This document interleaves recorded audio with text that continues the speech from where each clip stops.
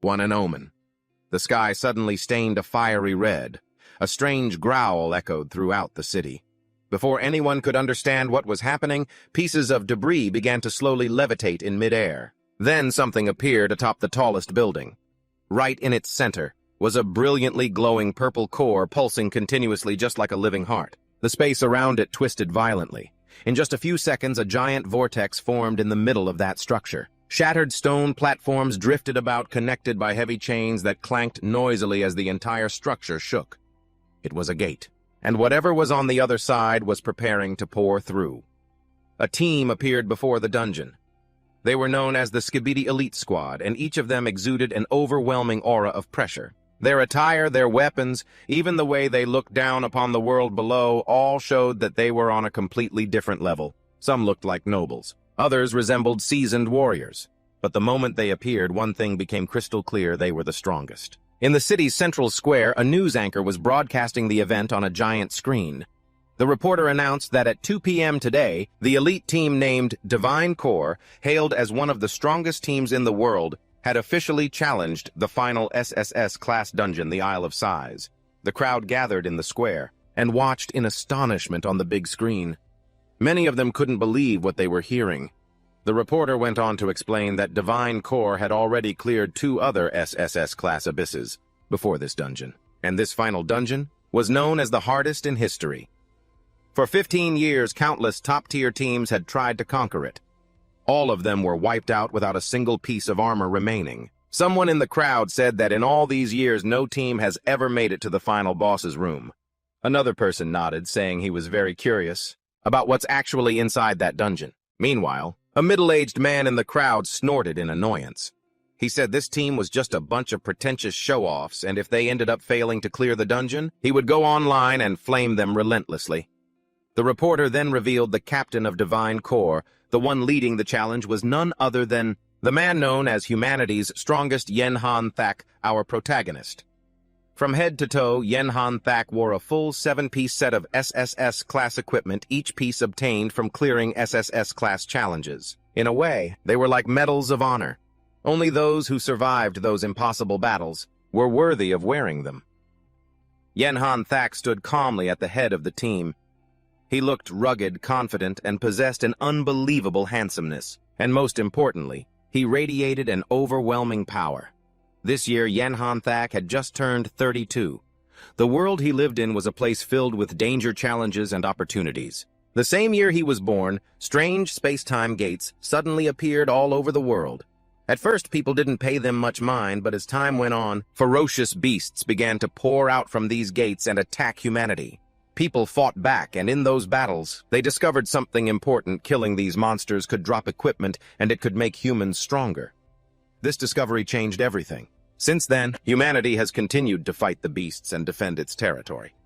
But in this world, money isn't everything. The most important thing is potential. The ranks of equipment and weapons are divided from low to high, FEDCBA, and the highest tiers are SSS and SSS. However, whether one can use high-level equipment depends entirely on a person's potential. Potential cannot be changed or influenced by anything. If someone's potential is only E-class, then even if they are filthy rich, it's useless. They would never be able to equip anything above E-class in their entire life. But if a person possesses S-class potential or higher, even if born into poverty, countless organizations and academies would compete to recruit and train them into elite warriors.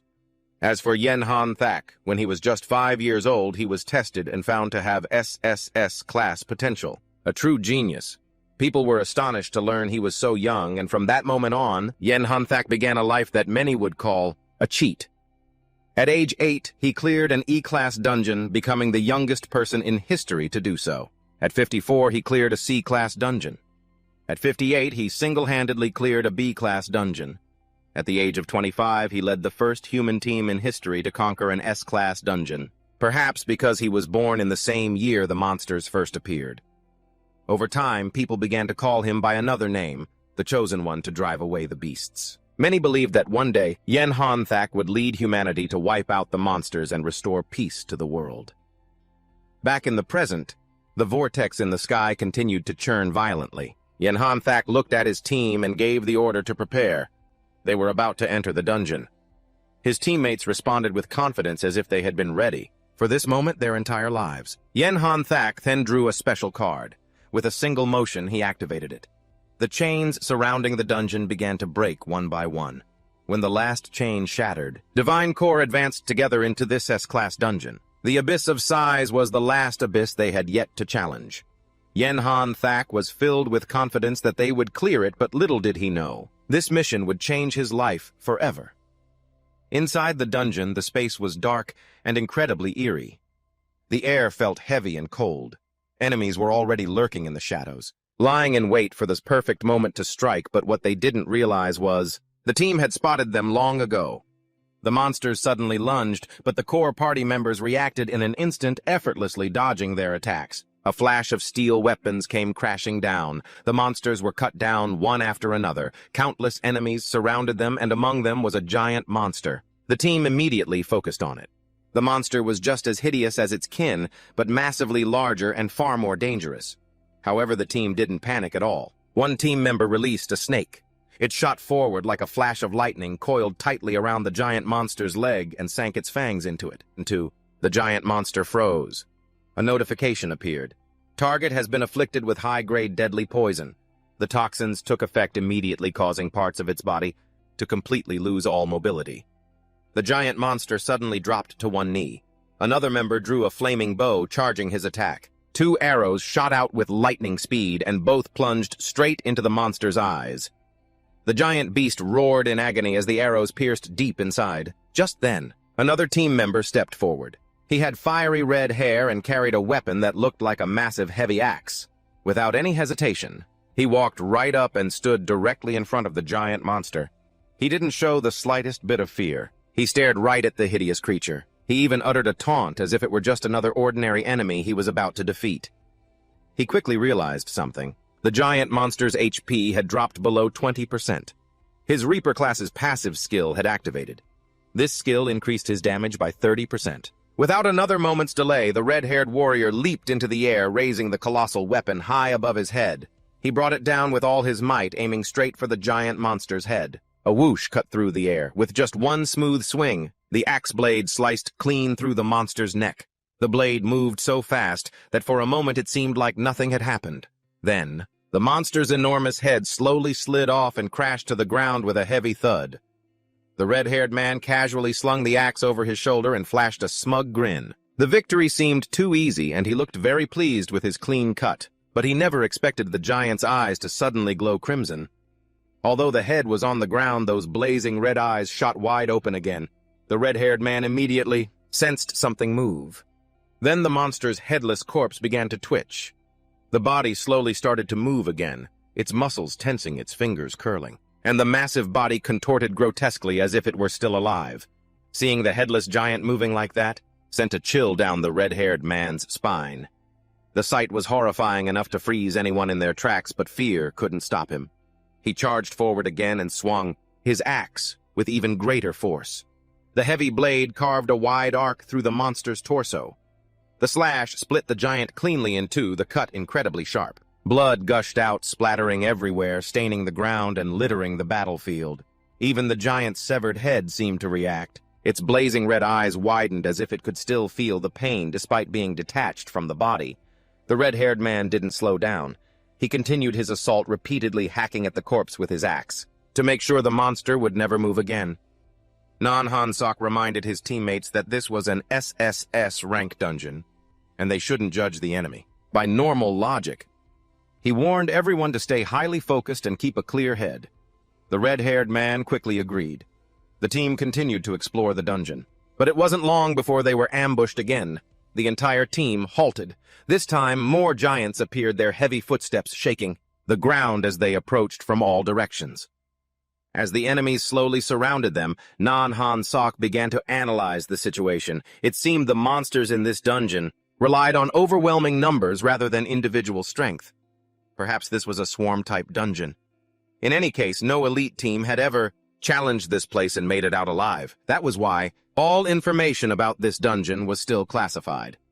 There was almost no reliable intel on what awaited them inside. Nanhan Sok quickly turned to Samo. He ordered her to slow the enemy's movement and contain them in one area. Samo, who looked like a quiet nun, immediately obeyed. She gently closed her eyes and clasped her hands together as if in prayer. Her calm expression made her look gentle and harmless. She prayed to the Holy Mother, asking for mercy so she could guide them back home, but suddenly, the demure nun revealed something completely unexpected. Hidden beneath her skirt were countless guns. She pulled them out one by one without hesitation. She was no ordinary nun. Clearly, she was a deadly woman, and the place she intended to guide the enemies back to was hell. Muzzles flashed as she continuously fired a wide array of weapons. She looked like a maniac as she relentlessly fired from side to side, unleashing a hail of bullets that swept across the battlefield. The rounds tore through one enemy after another. At the same time, a charm effect was activated. Allure increased by 10 points. The smaller monsters suddenly changed their targets. Instead of attacking the team, they began to turn on the giants under the charm effect. The small creatures charged straight at the giants. They scrambled up their legs, climbed over their massive bodies, and frantically attacked their heads. Another team member stepped up, sword in hand. He activated his rainbow skill. It was none other than Nan Sok. The ground cracked open and several large boulders floated into the air as if gravity had suddenly vanished. Then he used his lotus technique with swift and precise strikes. His sword sliced the floating boulders into dozens of smaller pieces. The slashes were incredibly sharp and powerful. The shattered rock fragments shot through the air like deadly projectiles, embedding themselves in the enemies. The force of his sword slashes was so powerful that even the monsters standing nearby were torn apart by the shock waves.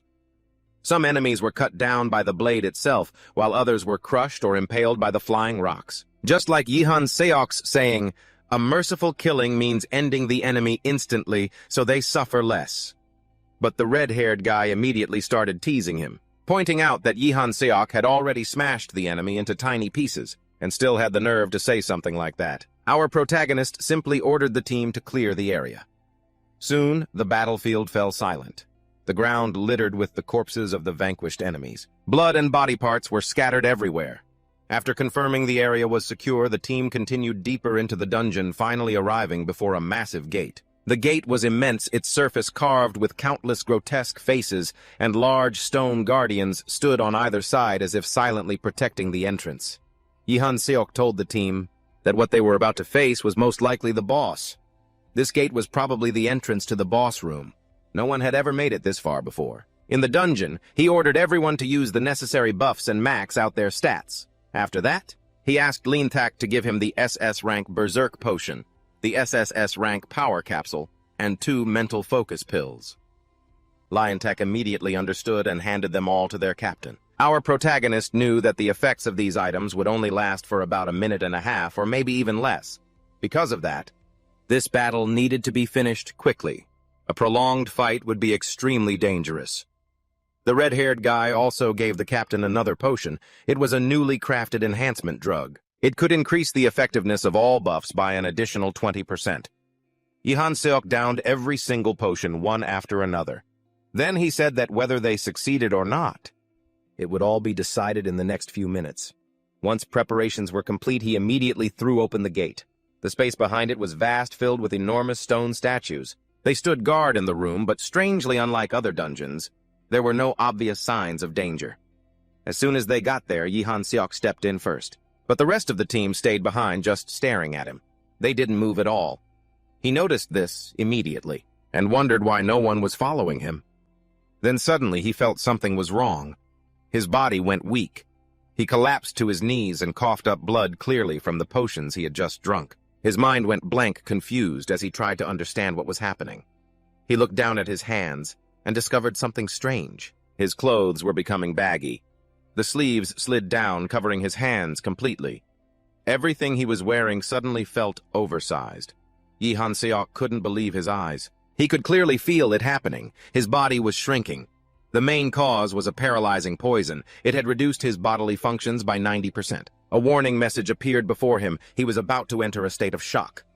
Yihan Seok fell to his knees, panic gripping his mind as he tried to figure out what was going on. What the hell is happening to me? Then a series of other warnings appeared one after another. The system announced that the user's level was insufficient, and the equipment he was using would be forcibly unequipped. One by one, all the powerful items he had earned over years of fighting suddenly fell from his body weapons, accessories, everything, all the equipment, that symbolized his victories vanished in a matter of seconds. Despite the bizarre things happening to his body, Yi Han-seok still tried to warn his teammates. He told them that something was wrong in the boss room, but his teammates didn't look worried at all. In fact, they looked completely nonchalant, as if they had expected this to happen. Samo stepped forward and stopped right in front of Yi Han-seok.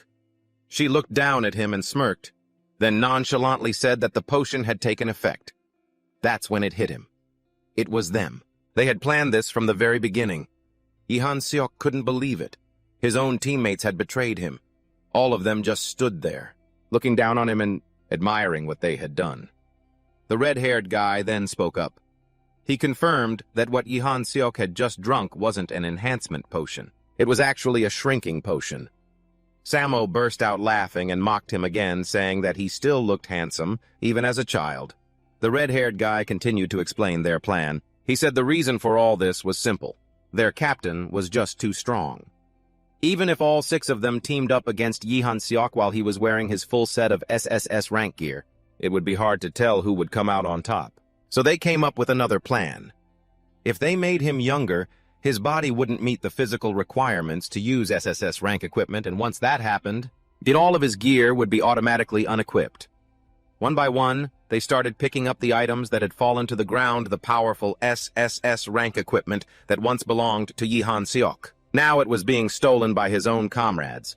Samo snatched an item and laughed mockingly. She said she was the only one on the team who didn't own an SSS rank item yet, so she decided to take the necklace. Another teammate picked up Yi Han-seok's belt. He had been coveting that belt for a very long time. With it, the duration of his ultimate skill could be doubled. The red-haired guy gleefully picked up the Eye of the Star Frame. This item increased damage by 50% against enemies with low health. With this piece of equipment, he boasted that he would become a god as he swept across the battlefield. The others also scrambled to grab the items they wanted, each one choosing what suited them best. Meanwhile, Yi Han-seok was still kneeling on the ground. He still couldn't understand why. Why would they betray him like this? Why would they betray their own captain? The red-haired guy squatted down to Yi Han-seok's level. He smirked and said that he was originally going to explain everything, but Yen-hai had told him to keep his mouth shut, so there was nothing he could do. Yi Han-seok slowly turned his head to look at Yen-hai. He asked, was it him? Was he the one who planned all of this? And why? Yen-hai looked down at the sword in his hand and calmly replied that for a man about to die, he didn't need to explain anything. His gaze was as cold as ever. After saying that, the whole team turned their backs and walked straight toward the gate. They didn't even bother to look back. They left Yen Han-thak behind alone and stunned. Desperate and helpless, he collapsed onto the cold ground, barely able to move. Before the gate closed, one of them casually left him with a single sentence. See you in the next life. After they left, Yen Han-thak struggled to get up. 3 years, 5 years, 8 years. All those years of loyalty ended in betrayal. He still couldn't believe them. How could they do something so despicable? But before he could think any further, a horde of giant monsters suddenly appeared. They were completely different from the giant monsters that he and his team had ever encountered before. These monsters looked much stronger and 1,000 times more terrifying.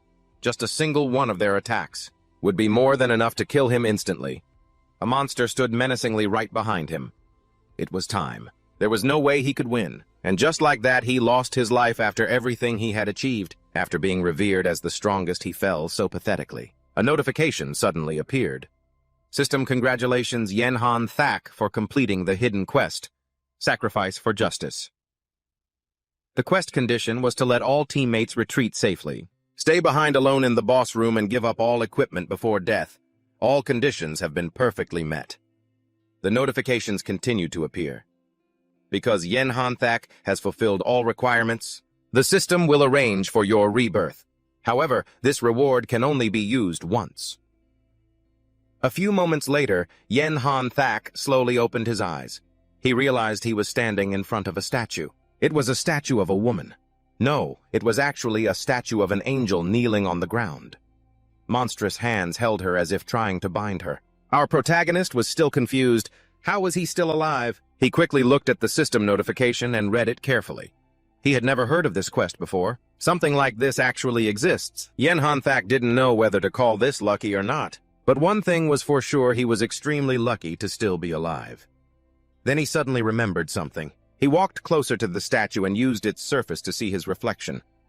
That's when he realized something. His body was still small. It hadn't returned to its original form. Another notification suddenly appeared. It explained that the rebirth arranged by the system would perfectly replicate the player's body at the moment of their last breath without any errors. In other words, his current body was exactly the same as when he fell. Everything that was happening now was completely unexpected. Those teammates of his knew nothing about this hidden quest. They hadn't planned anything related to the system. They simply wanted to betray him. The reason he had shrunk was simply because he had drunk a mysterious potion that they had secretly swapped beforehand. Since the system revived him after death, it also revived him after the potion had taken effect. This meant he was still in his small form. So even if he came back from the dead, what difference did it make? Currently, his body looked like he was only 15 or 16 years old. Remembering back then, his power at this age was only a mediocre C rank. The images of his old teammates appeared in his mind. Even though at that age, he had been the champion among his peers now, everything was meaningless. The weakest of his former teammates was now an SS rank. Defeating them was truly a pipe dream. Yen Hanthak slowly sank to the floor. He quietly thought about what to do next. After a long while, he let out a long, heavy sigh and just flopped onto the ground. For now, he decided to just accept what had happened. But then another notification appeared. It reminded him that in addition to rebirth completing the hidden quest, Sacrifice for Justice also came with another reward. The Level Limitless system. This system allows the user to equip any item regardless of their level. It is non-transferable and permanently bound to the owner. Yen Hanthak's two eyes widened in astonishment. This meant that, even though his body and level had regressed, he could still become the strongest once again. A sudden notification appeared. Infinite System. Its full name is the Limitless Equipment System. The system explained that its owner could wear any level of equipment, no longer bound by their own rank or level. Yen Hanthak carefully read each line. The more he read, the more stunned he became. The system was telling him that he could equip any weapon or item without being limited by his current level. That meant even at C rank, he could still use B rank, A rank, or even S rank weapons, perhaps even higher. For someone like him, this sounded almost impossible.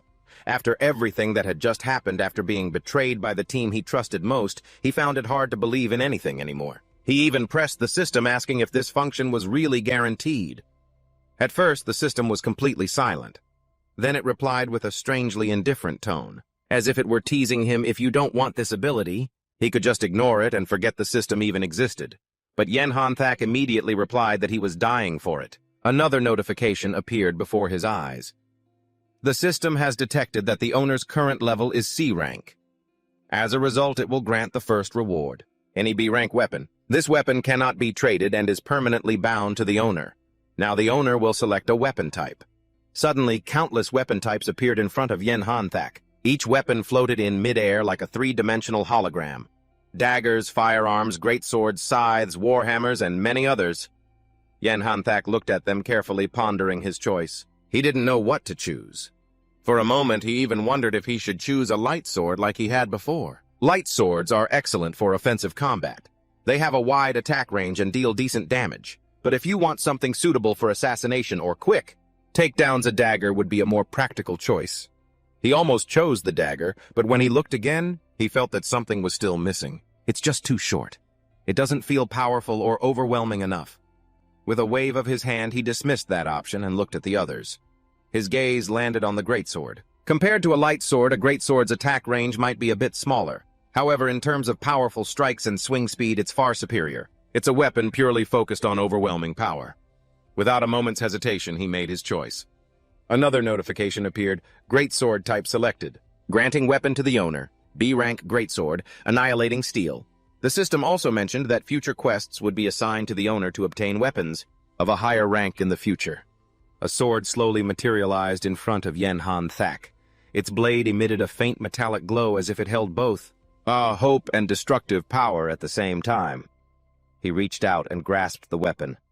The moment his hand touched the hilt, he instantly felt a powerful energy surging through it. This weapon was truly extraordinary. But what shocked him even more was that this system actually worked.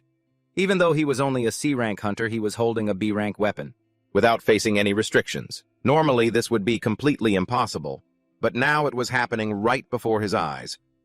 With this sword in hand, everything had changed. Although his physical condition was still far from its peak, he now had a chance. A chance to take back everything that had been stolen from him. This was his chance for revenge. Back outside the dungeon, many reporters had gathered near the vortex entrance, ready to report on anything that happened inside. With their cameras ready, everyone stared intently at the dungeon's exit. Suddenly, a reporter shouted that there was movement at the exit. It seemed there was activity near the vortex, which meant the team could be coming out soon. A few moments later, the members of the God T Legion began to emerge from the dungeon one by one. The reporters immediately rushed forward to meet them, but when they saw the team's condition, they were all stunned. Everyone looked completely exhausted. Their clothes were tattered, their bodies were wrapped in fake bandages, and their faces were weary, as if they had just been through a brutal battle. The reporters quickly began asking questions. They asked whether the God T Legion had successfully conquered the Isle of Lament's dungeon. What no one expected was, this entire scene was just an act. Just as Yen Hai was about to speak, reporters cut him off and immediately asked about Captain Yen Han Thak. They wondered where he was. Could it be that only the captain had run into trouble? The team continued their performance like professional actors. Yen Hai bowed his head and apologized to the public. Pretending to be filled with deep regret, he apologized for their failure. He explained that the giant statue monster was too fast and its shell was completely impenetrable. According to him, the team simply didn't have enough strength to fight against such a formidable enemy. But then he added something else. He declared that the most direct cause for the mission's failure was their very own captain. The crowd immediately reacted in disbelief. People couldn't believe what they were hearing. Yen Hai continued to blame Yen Han Thak, saying that perhaps their captain had become too overconfident in his own strength. He claimed the captain had recklessly charged forward time and time again, putting the whole team in danger. According to him, the team tried to stop their captain multiple times, but he wouldn't listen. The other team members played along, acting as if everything Yen Hai said was true. Yen Hai continued to explain that in the end, the captain went too deep into the enemy's lair and couldn't make it back out alive. This news shocked everyone listening. The red-haired guy suddenly chimed in, pretending to wipe away tears. He blamed himself, saying that if his kill threshold had been higher, he might have been able to kill a few more monsters and save the captain. What the public had no idea about was that the entire team had taken all of Yen Han Thak's equipment for themselves. The crowd's reaction was mixed. Some people were confused, wondering how something like that could have happened. Others lamented that it was a tragedy caused by the captain's own stubbornness. Some even believed that the captain might have been cursed inside the dungeon, and that's why everything went so horribly wrong. Samo then chimed in as well. She acted shy and gentle, just like a humble nun. She told the public that she could understand the captain, that perhaps he just wanted to prove his strength. Maybe he wanted to show that he all by himself was the team's strongest member, but before she could finish, Yen Hai suddenly cut her off, shouting that that was enough, and that they should stop this nonsense. He put on an act, saying he didn't want to tarnish the captain's reputation any further now that he was dead. Behind him, Samo secretly turned away and made a mocking face, showing that everything she had just said was just for show. Yen Hai continued, claiming that when the captain realized he couldn't escape, he threw all of his equipment to them. In his final moments, according to Yen Hai, the captain told them to keep those items, and to continue lighting the flame of hope. Yan Shi then drew the captain's sword, the very weapon he had stolen from Yan Han Shuo. The crowd was completely convinced by this act. A few people started to criticize the captain, calling him a hypocrite for worrying about his reputation until the very end. Others said that if not for the captain's recklessness, the boss monster might have been defeated. Some even complained that the captain was too much of an attention seeker. If he craved glory that much, he should have challenged the dungeon by himself instead of dragging everyone else to their deaths. Yan Shi smiled to himself. He then declared that he would never give up. From that day on, he would carry the captain's sword and challenge the Island of Sighs once more. He vowed that he would return stronger and personally avenge their fallen captain. The crowd began to cheer wildly for the entire team. Many shouted that they believed in them and that one day they would conquer the sighing abyss. Others roared and cheered them on to lead humanity in the complete eradication of the monsters to destroy the evil beasts. The crowd cheered and roared without stopping. The Divine Rhino Legion, led by Yan Shi, turned around and smiled confidently as they received the praise. Their smiles were filled with deceit. In their hearts, it was now their time to shine. Once they were a little farther away, they casually unwrapped their fake bandages. Meanwhile, the area outside the vortex gradually quieted down again. As the crowd dispersed, one final figure finally stepped out of the dungeon. It was the young Captain Yan Han Shuo. His expression was filled with fury and indignation. He couldn't believe what he had just witnessed. He cursed them as shameless and ridiculous bastards. He never expected his former comrades would go this far, to put on such a brilliant play in front of the public.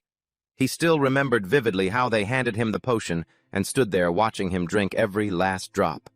That memory made the flame of anger inside him burn even more fiercely. But one question still bothered him. Why? Could it all be just for his SSS rank equipment? He gritted his teeth in anger. Whatever the reason, their behavior was completely insane. Their fake faces, their smug expressions, and now they were even trying to destroy his reputation. Yan Han Shuo clenched both his fists. He silently swore to himself that one day he would tear off their masks with his own hands. And when that day comes, he will cut down every last one of them. Not a single one will be left alive. Night fell.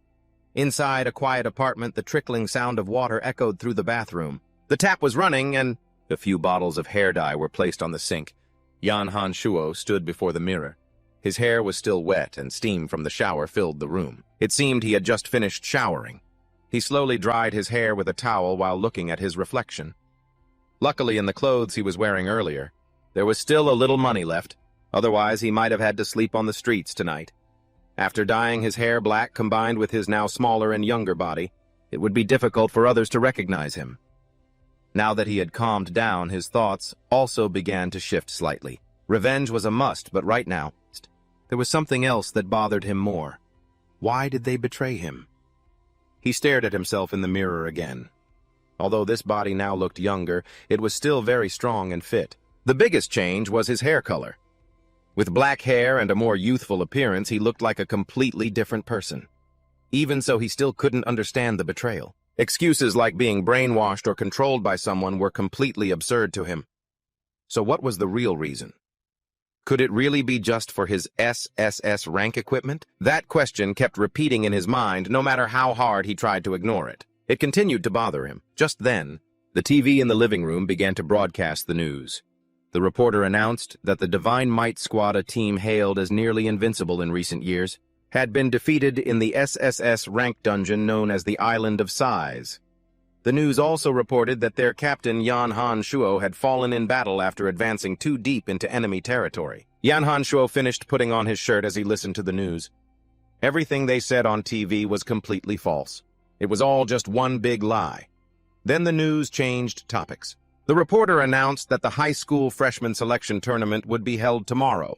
The reporter even added that many years ago, Yan Han Shuo himself was one of the top contestants in the very first selection tournament. Hearing that, Yan Han Shuo froze. The high school selection tournament. Perhaps the answers he was looking for were connected to it.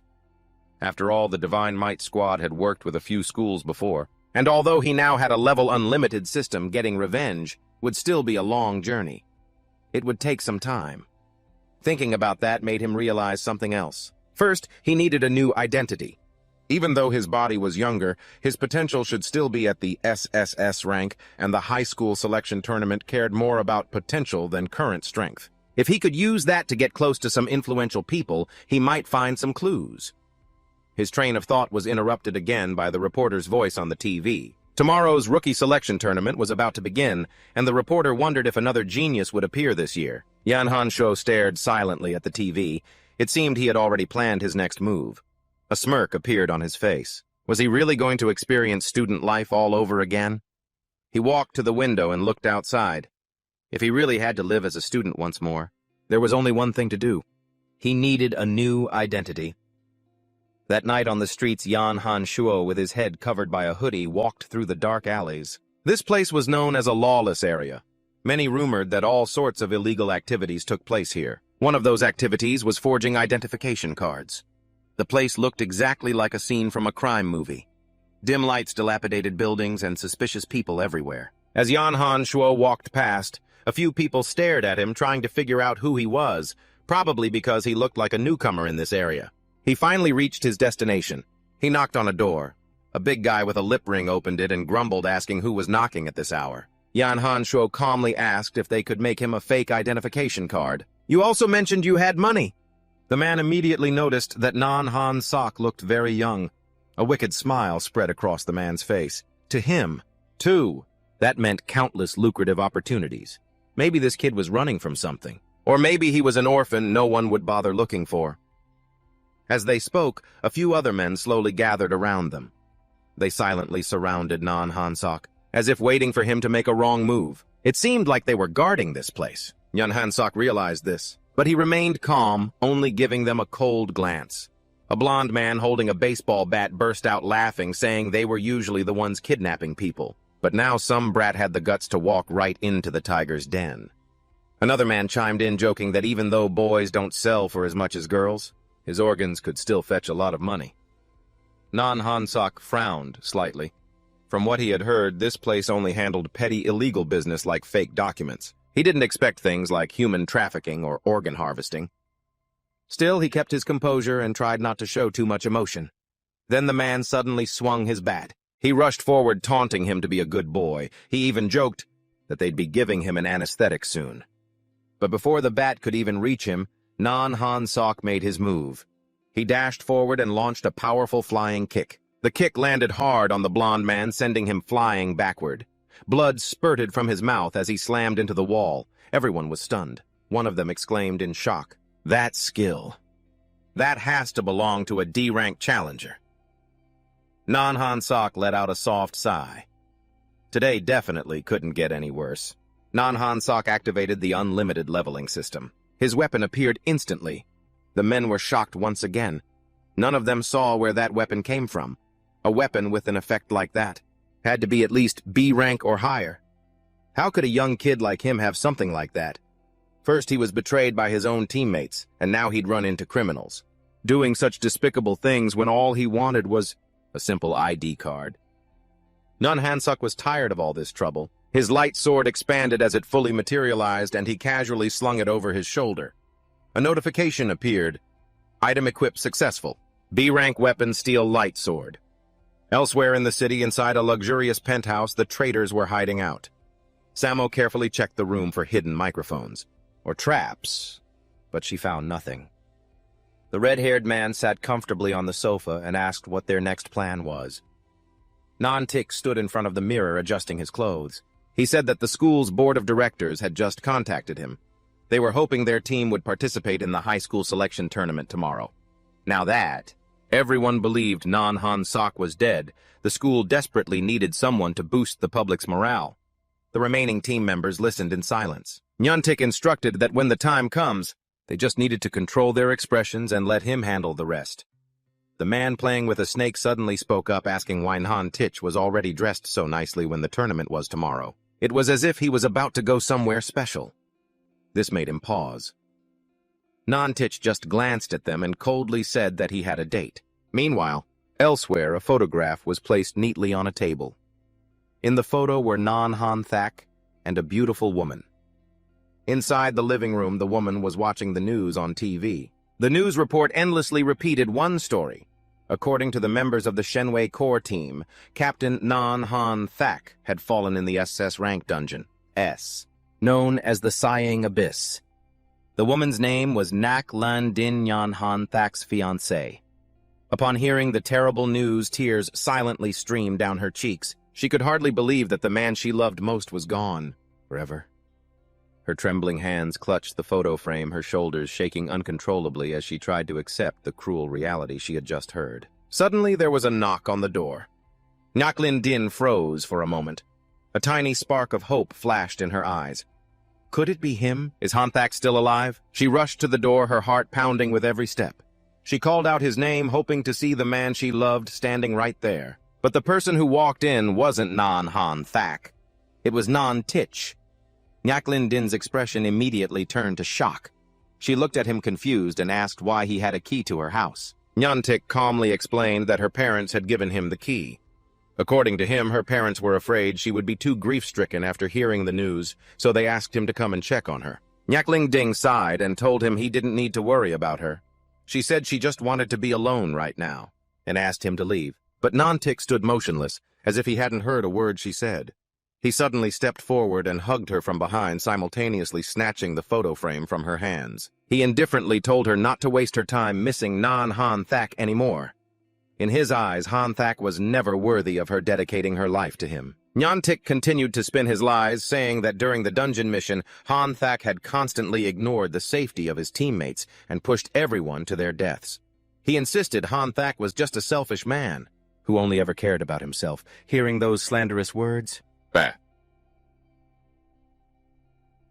Nyakling Ding was furious. She immediately snatched the photo frame back from his hand.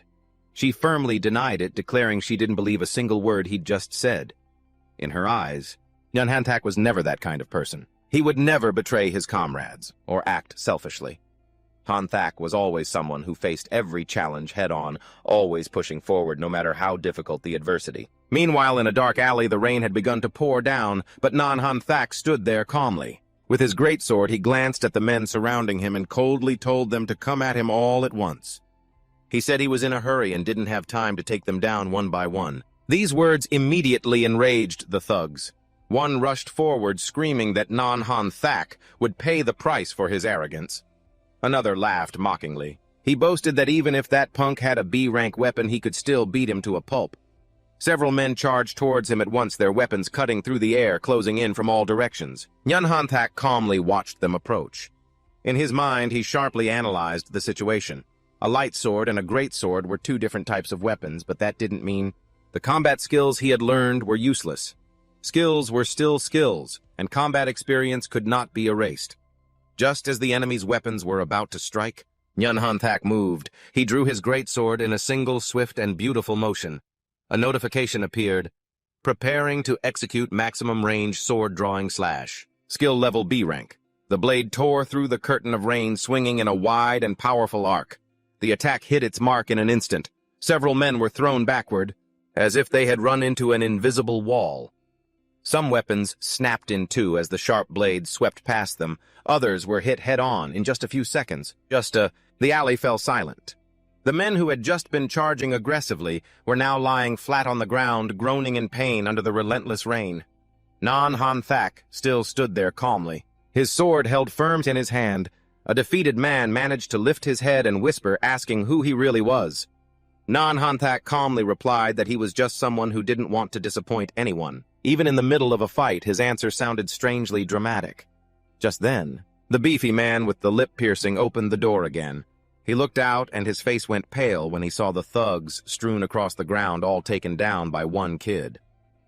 Han Thak stepped forward and placed his hand on the door, preventing the man from closing it. He looked at him coldly and asked in a low voice if he was ready to make the ID card now. Back at Nyakling Ding's house, the argument between her and Non-Tik continued. Nyakling Ding insisted that she knew the real Han Thak better than anyone else. And above all, Non-Tik had no right to interfere in her life. When Non-Tik tried to grab her hand, she immediately smacked it away, but Non-Tik just smirked. He said that actually he did have that right, because her parents had already accepted his marriage proposal. He casually announced that their wedding would proceed as planned in 1 month. Nyakling Ding froze, completely stunned by the news. She couldn't understand what the hell was happening. Why did she suddenly have to marry this person? Back in the alley, the man with the lip piercing finally had to obediently and timidly hand over the fake ID card to Han Thak. Han Thak asked how much it cost, but the man hurriedly shook his head and refused to take any money. He even called Han Thak Big Brother, trying to act friendly. He claimed that the whole kidnapping thing earlier was just to scare people. It was just an act, so don't worry about it, he said. Han Thak calmly replied that he had known that for a long time. The man nervously nodded along, although it was clear he was just trembling in fear of Han Thak. Han Thak added that crimes like human trafficking weren't something that D-rank challengers would dare to commit. Even if you gave them 100 times the guts, they wouldn't dare. That meant there was definitely someone backing them from behind a much bigger boss. Hearing this, the man with the lip piercing began to break out in a cold sweat. He suddenly worried about what this strange kid would do next. Yan Han-tak calmly said that he didn't expect a guy like him to know who the real boss was, but even so, he had to be punished as a warning. Nan Han-tak raised his weapon and struck the man hard. The unlucky guy was sent flying, tumbling across the street. It was actually kind of funny Nan Han-tak had already gotten the fake ID before deciding to give him a beating. The man finally collapsed on the ground outside, covered in bruises. As everything came to an end, the sky had begun to brighten. Yan Han-tak looked up and noticed the sun slowly rising. Come to think of it, this was the first morning he had seen, since his body had become young again. He pulled out the fake ID card and looked at it closely. It displayed the name for his new identity. From this moment on, Yan Han-tak would live under a new name, Teo Vo-tan. The morning sun wasn't shining brightly yet. Today was the day of the high school selection tournament. Students were lined up outside the stadium, forming a very long queue. Teachers and staff moved about, preparing everything for the event. A few students in the line had already started wiping beads of sweat from their faces. The heat was incredibly muggy, and the line had barely moved at all. One of them started to grumble that the registration process was taking too long, and it felt like they would be stuck here forever. Another student said that Yan Han's death had really lit a fire in everyone's hearts. Because of that, there were now a lot of students who believed they could become the next Yan Han-tak. Today's competition felt a lot more intense. A few students nearby were even more excited. One confidently declared that Yan Han-tak had appeared in his dream last night, like he had come to cheer him on. A few others nodded seriously as if they actually believed it. Their words showed just how much the legendary hero had inspired them. What they didn't realize was that the real Yan Han-tak in the flesh was at the event right now. Our protagonist was leisurely, sitting on a nearby stone bench. Because of the intense heat, he slowly took a sip of water from his bottle while his eyes scanned the surrounding crowd. Students constantly walked past, but without paying him any attention. Of course, how could they possibly recognize his true identity? Han-tak thought to himself that it was a smart move to register at the crack of dawn.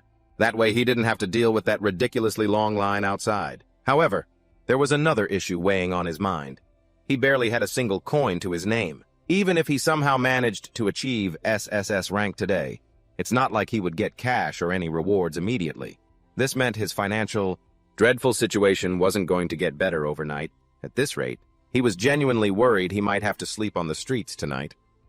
As he sat there quietly eating his meager lunch, a group of students happened to walk by. They were chattering away, and the topic quickly shifted to Yan Han-tak.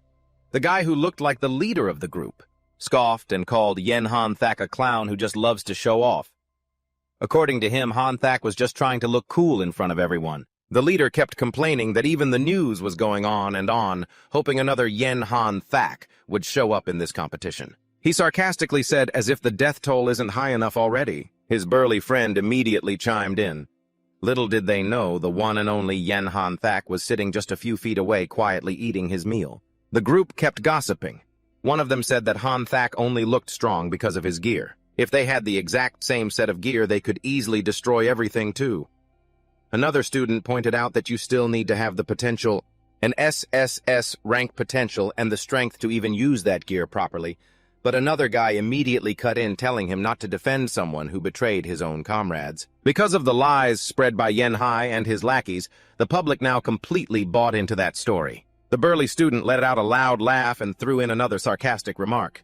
He wondered if that naive, white-haired guy really thought he was some kind of savior. In his opinion, Yan Han-tak was just delusional, probably had a case of main character syndrome. The whole group roared with laughter. Just then, another male student suddenly stepped forward. He was a blond kid wearing a pair of thick-rimmed glasses. And though he looked nervous, his face was filled with anger as he yelled, telling them to stop slandering Yan Han-tak. Hearing that Han-tak slowly lifted his head, his attention now on the boy. The blond kid continued to defend him. He said that before Yan Han-tak came along, humanity was constantly suffering crushing defeats and retreating from high-level beasts. Cities lived in constant fear. That dimensional gates could open at any moment. He said it was Yan Han-tak's arrival that changed everything. A few other students nearby stopped to listen. The lead bully was starting to get annoyed. He pointed a finger and cursed the blond kid, calling him a little bastard. He was clearly pissed that someone had the guts to talk back to him. The bully then smirked, and his voice dripped with sarcasm. He said mockingly, "Oh, of course. Yen Hanthak is humanity's great hero after all. He went on questioning why most of the Divine Rhino Corps' SSS rank gear ended up with Hanthak and Hanthak alone. He also demanded to know why Hanthak frequently charged into dangerous zones without a single thought for his teammates' safety. According to him, it was simply because Hanthak was arrogant enough to think he was invincible. Another student jumped in, adding that in the end, Hanthak was nothing more than a villain who leeched off his team. Someone else piped up that society should get rid of this whole lone hero mentality. Seeing how things were going, the blonde kid started to feel anxious. It seemed like he was the only one there standing up for Yen Hanthak. The crowd around them even seemed to be getting angry about the subject. The lead bully suddenly narrowed his eyes, staring at the blonde kid. "I remember you now," he said. "This kid is Ung Kai Tuan, the son of the famous SS rank hunter Ung Vo Y." Then the bully burst into cruel laughter. He said it was a real shame for a father, so powerful to end up with a piece of F-rank trash for a son. Before Kai Tuan could even react, the bully suddenly slammed a vicious kick into him. The bully laughed, scoffed, and said he'd teach Kai Tuan a lesson and knock that hero fantasy right out of his head. The force of the kick sent Kai Tuan sprawling to the ground. Some of the students nearby even agreed, saying he deserved it for sticking his nose where it didn't belong. Hanthak watched in silence. Seeing another student get beaten so brutally made him uneasy. But at the same time, he couldn't afford to be reckless. If his identity was exposed now, it would cause a mountain of problems, especially since he was trying to keep a low profile while completely broke. Meanwhile, the bully was still running his mouth. He said he didn't give a damn who Kai Tuan's father was. Whether he was an SS rank hunter or if his family was filthy rich, none of that could change the fact that Kai Tuan himself was just a useless F rank. Kai Tuan slowly propped himself up from the ground. He admitted, "Yeah, maybe I am a piece of F-rank trash, but that doesn't give you the right to insult Yen Hanthak." With determination, Kai Tuan summoned his weapon. It turned out to be nothing more than a simple wooden staff. He gripped it tightly, ready for a fight. No matter what, he would not let them insult the hero he admired most. The lead bully let out a booming laugh and summoned his own weapon. A silver axe appeared in his hand. It was a D-rank weapon. The power gap between the two of them was glaringly obvious. This only made the bully more excited. If Kai Tuan wanted to fight with that pathetic F-rank weapon, then he'd be more than happy to smack him out of his stupid fantasy. The surrounding students gasped in shock, surprised that there was a D-rank challenger among them. Although D-rank wasn't rare among adults, reaching that level at only 15 years old was quite uncommon. The bully prepared to strike Kaijun. Just as he raised his hand, something suddenly slammed into him. He was sent flying by a powerful kick. Kaijun froze in astonishment. He knew he hadn't even touched the guy. It was Hanthak, or to be precise, Woojin. Kaijun stared at him in disbelief. The movement had been too fast. It was almost a blur. For some reason, the moment he saw Woojin, he had a strange feeling that reminded him of Yen Hanthak. Woojin calmly told Kaijun to get one thing straight. He didn't intervene because Kaijun came from a wealthy family. For a moment, Kaijun almost thought that the person standing before him truly was Yen Hanthak. Of course, he had no idea how close to the truth that thought was. The bully's friends rushed over to help him up. Their leader was furious. He couldn't believe someone dared to attack him. Without hesitation, he picked up his axe and threw it straight at Woojin. The students nearby panicked and started to back away. Woojin reacted instantly. He snatched Kaijun's wooden staff and kicked it forward. The wooden staff collided with the axe in midair. The wooden staff shattered instantly, but the axe's trajectory was knocked off course. At least, no one was hurt. Woojin calmly told Kaijun that a low-rank weapon isn't always useless against a more powerful one.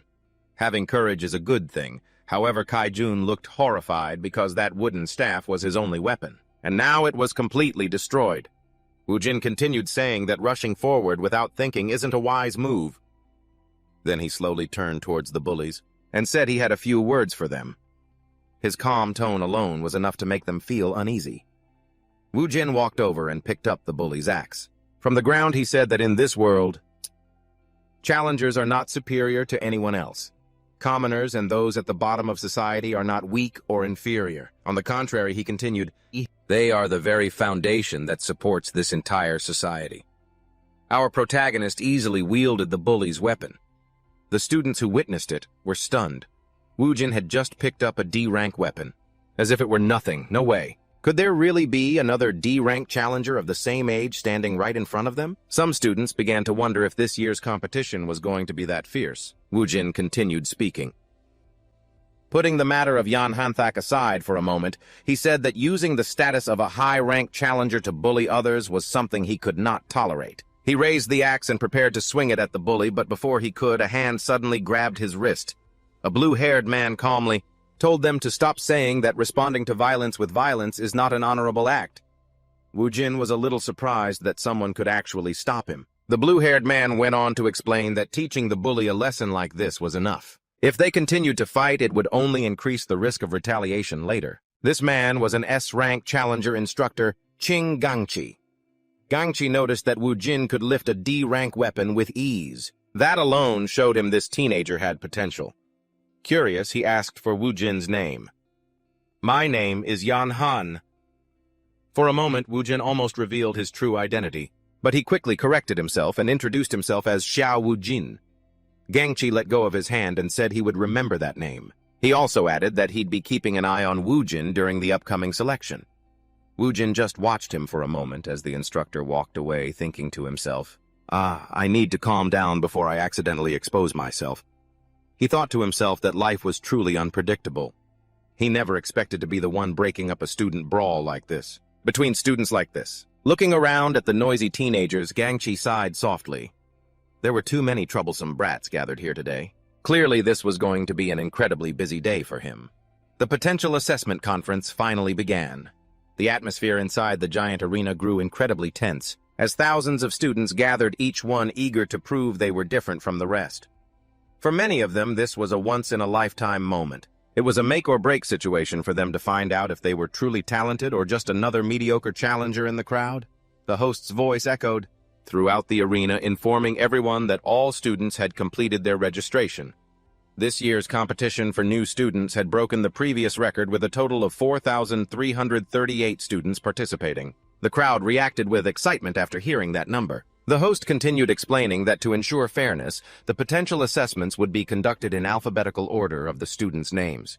When Wu Jin heard this, he quietly grimaced. His surname Xiao starts with an X, which meant his turn would be near the end. Kaijun quickly realized the same thing about his own situation. His surname Wang starts with a W. His position in the list wasn't much better than Wu Jin's. The host then said that before the official potential assessment began, they had invited a few important guests to liven things up.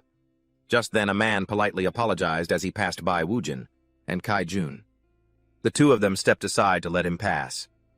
As Wu Jin moved back, he caught sight of a few familiar faces in the distance. The host then revealed the identity of the special guests. They were the members of the Divine Rhino Legion. The moment this elite team appeared, the students in the arena erupted in thunderous cheers. One student whispered to his friend that the Divine Rhino Legion had just suffered a devastating defeat in a dungeon recently, and yet they were still dragged here to be cheerleaders. The student couldn't help but feel it was a bit pathetic. The Divine Rhino Legion strode confidently forward. Their presence was as majestic as ever. None of them realized they had just walked past the very person they had betrayed, Yan Hanthak. Kaijun quietly remarked that the aura radiating from this legion was truly terrifying. After all, they are one of the top teams. Wu Jin's expression changed as the members of the Divine Rhino Legion stepped onto the stage, seeing those guys appear here. It made his thoughts turn cold. He couldn't help but wonder why these traitors would come to this event. Perhaps they were here for a chance to humiliate Yan Hanthak in front of everyone again. However, he quickly suppressed those thoughts as Yan He stepped forward and began to address the students. He introduced himself as the acting captain of the Divine Rhino Legion and said he was very happy to meet everyone at this event. He continued mentioning that many students had probably heard about the incident that occurred a few days ago. According to him, the Legion had suffered heavy losses, all because of a series of actions by their captain. The entire Legion stood neatly in formation behind him, lined up as if waiting for their turn to speak. It looked like nothing less than a well-staged play. Yen Hai continued speaking. He said that despite everything that had happened, he still hoped everyone could look up to Captain Yan Hanthak as an ideal role model. He explained that he didn't expect everyone to be too forgiving of the late captain, but he wanted to remind them all that in this world, no one is perfect. You can't completely condemn a person for a single mistake.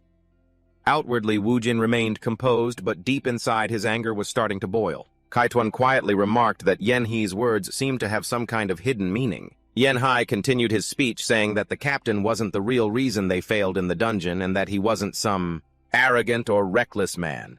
In his words, Yen Han Thak was a hero of humanity and a pioneer in the fight against the monstrous beasts. The speech sounded so noble, but the hypocrisy behind it was all too clear. Even so, some students in the audience began to believe Yen Hai's words. One student commented that even after being dragged down by his captain, Yen Hai still refused to blame him. Another student had the opposite reaction. The more Yen Hai spoke like this, the more that student felt Yen Han Thak must have been a terrible person to drag such loyal comrades into danger. Yen Hai was still speaking. He said that today he would be carefully observing everyone's performance in this crowd. He hoped someone with the strength to surpass their former captain would emerge so they could finally lead humanity to a complete victory over the monstrous beasts.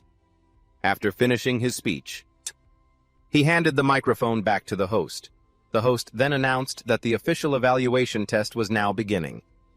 The students immediately erupted in loud cheers. Some screamed that they would definitely achieve S-rank potential. Others shouted that they wanted to be the one to surpass and crush Yen Han Thak.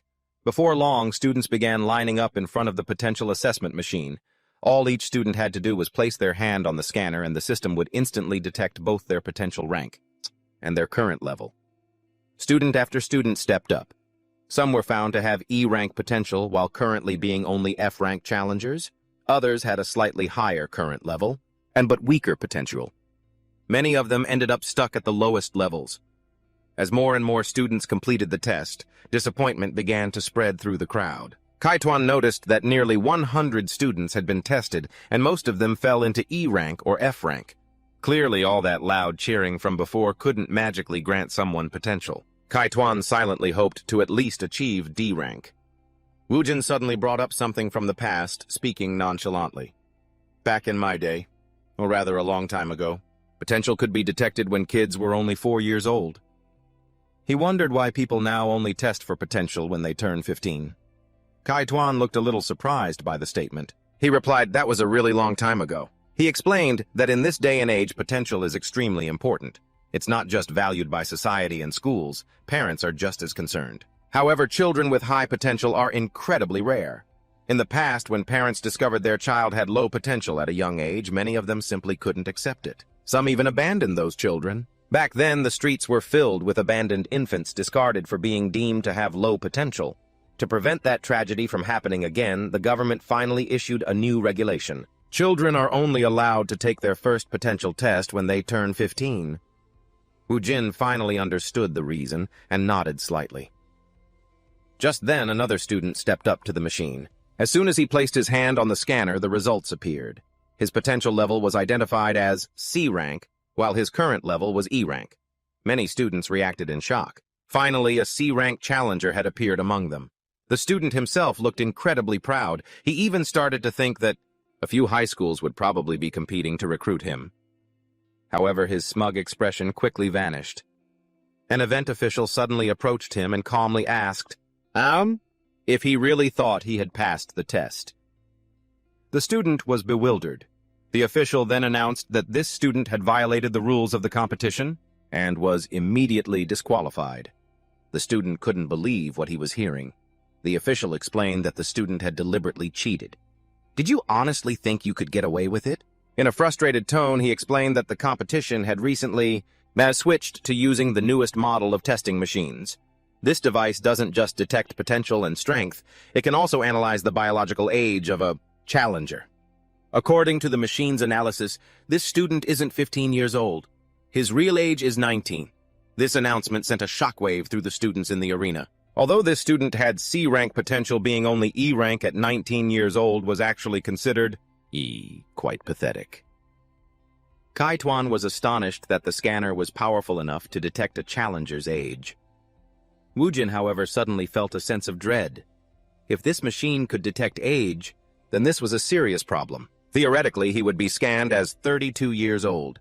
Meanwhile, the disqualified student was escorted out of the arena and blacklisted by the high schools.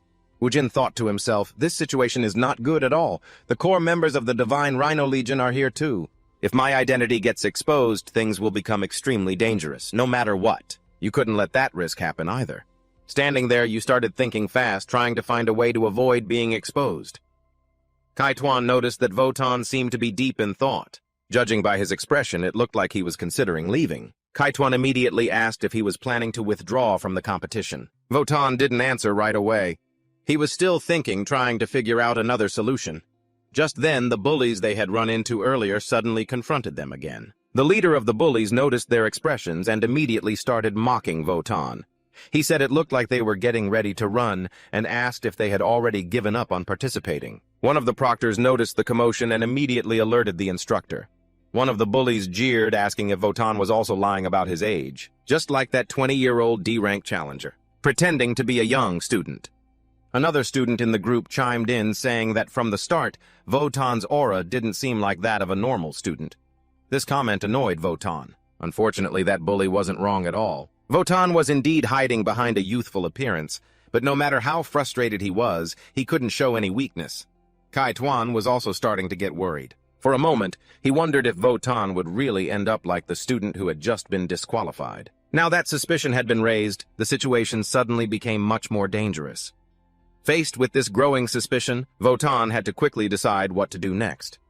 Kaituan started to suspect that Votan might be just like the student who was disqualified for hiding his true age. The thought flashed through his mind because Votan had been acting very strangely, ever since the scanner showed it could analyze a person's age. Yet Votan showed no reaction at all. He couldn't let his cover be blown, so he simply turned around and continued walking, as if the accusations meant nothing. The moment he moved, the leader of the bullies immediately called him back. He shouted, asking what Votan was doing, and mocked him for trying to run away.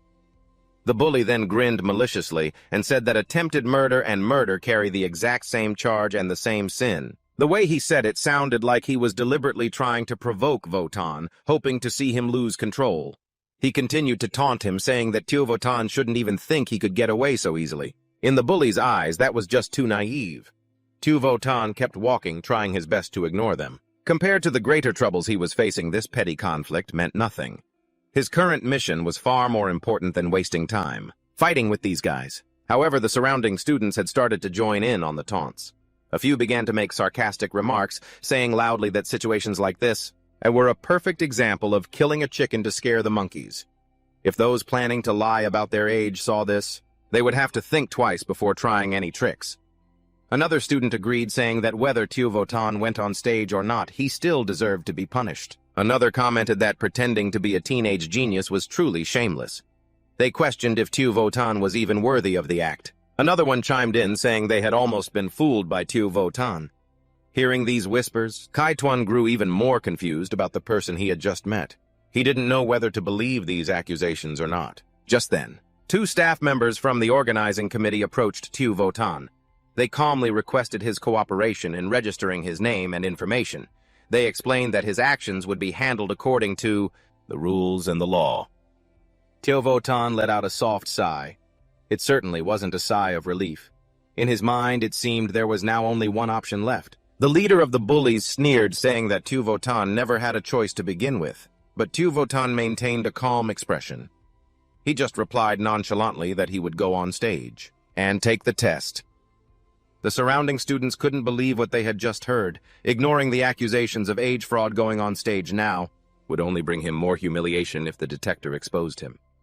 However, Votan had never admitted to faking his age. He only said he wanted to take the test. With that, he calmly walked towards the stage, followed by the organizing staff. The leader of the bullies stared after him, completely bewildered, wondering what the hell that guy was planning. Near the front of the crowd, members of the T-God Legion were also observing the assessment. They noticed the disturbance happening near the queue. One member showed curiosity, but the snake controller coldly said that it was no longer any of their business. Meanwhile, Votan had stepped onto the stage. The entire arena's attention was fixed on him. Everyone held their breath, waiting for the scanner to produce a result. Standing before the machine, Votan carefully deduced the method this scanner used to determine true age. He observed the device closely before placing his hand on it. Accurately determining a person's age is not simple at all. Yet this machine didn't collect blood, saliva, or fingerprints. Without those biological samples, accurately measuring age would be extremely difficult. That meant there were only a few possible explanations. One possibility was that the student who was caught earlier was actually an actor who had been planted. Perhaps the organizers had arranged this play to scare off those with intentions of cheating. The entire scene just now. It might have been just a show staged to force students who were faking their age to withdraw on their own. As for the second possibility, Tiovotan placed his hand on the scanner. The entire arena fell silent, watching. The bully kept his eyes glued on our protagonist. Even the members of the T-God Legion had to pay attention to him. After a moment, the machine displayed the result. Current true age determined to be 15 years old. Kai Tuan immediately let out a celebratory sigh of relief while the crowd erupted in mixed emotions of shock, astonishment, and disbelief. Tiovotan himself was not surprised at all. In the world of challengers, there's a little-known profession called assessor. Assessors have the ability to analyze monstrous beasts and determine their level, their age, and many of their other physical conditions. The closer they are to the target, the more accurate their assessment. That scanner on the stage, Mile, is most likely just a decoy. The real assessment probably comes from one of the staff members standing nearby. Xiao Wujin was confident he wouldn't be exposed because he suddenly remembered a special kind of magic potion. This liquid medicine could temporarily lower the displayed level and age of a monstrous beast. Even assessors couldn't easily detect the true stats while the magic potion was still in effect.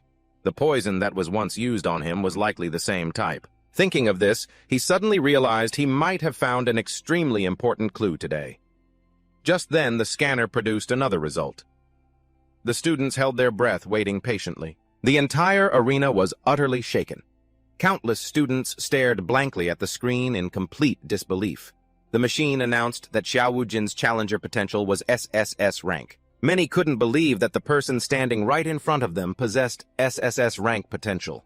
A few people cried out that they had almost missed the appearance of a true genius. The bully was completely stunned. He couldn't believe the person he had just picked a fight with was an SSS rank genius. In the Divine T-Core, Yan Shi also noticed the crowd's reaction. They looked towards the stage and realized an SSS rank teenager had just appeared. SAMMO quietly remarked that the kid's aura strangely reminded her of Yan Hanshuo. Meanwhile, Xiao Wujin's hand was still on the scanner. The machine continued to scan, but something unusual happened. It couldn't detect his current challenger level. The operator looked confused as the screen repeatedly failed to display a result. Even Xiao Wujin felt a bit puzzled. This was most likely related to the levelless system, the unusual system he possessed. After a moment of hesitation, the operator explained that they would use a more precise device to test his current level. But for now, he loudly called for the crowd to send this genius teenager off with their most enthusiastic round of applause. The entire arena erupted in thunderous applause. After Xiao Wujin left the stage, the assessment continued. Another student stepped up and placed his hand on the scanner. His results showed a D rank potential, and his current level was E rank. Immediately after, it was the bully leader's turn. When he placed his hand on the scanner, the results revealed an A rank potential and a current level of D rank. The crowd whispered among themselves that reaching D rank at the age of 15 was already very impressive, and someone with A rank potential was definitely not to be trifled with. Another student muttered that it was just this guy's bad luck for foolishly picking a fight with someone 10,000 times stronger than him. The assessment continued as another student walked onto the stage. This time, it was a female student. While the thugs were still cheering for their boss's result, the girl calmly stepped up to take the test. Many students below felt that she looked strangely familiar. Someone in the stands suddenly recognized her. They said she was Yan Hanshuo's adopted daughter, a girl who was originally an orphan. The girl had long black hair and wore a simple school uniform. Seeing her appear here left Xiao Wujin stunned. Today was truly a day full of unexpected reunions. The girl placed her hand on the scanner. A few seconds later, the results appeared. Her current level was C rank, and her potential was determined to be SS rank. The host was shocked by this result. He couldn't believe so many high-level talents had appeared today. The crowd also gasped in amazement. Some whispered to each other that if this was really Yan Hanshuo's adopted daughter, it was as if he himself had been reborn in a different form. Others lost all their confidence, joking that they might as well pack up and go home. The host hurriedly asked everyone to remain calm and signaled for security to maintain order. Only then did the assessment continue. Yun-Chi quietly looked at the stage, carefully observing each student's result.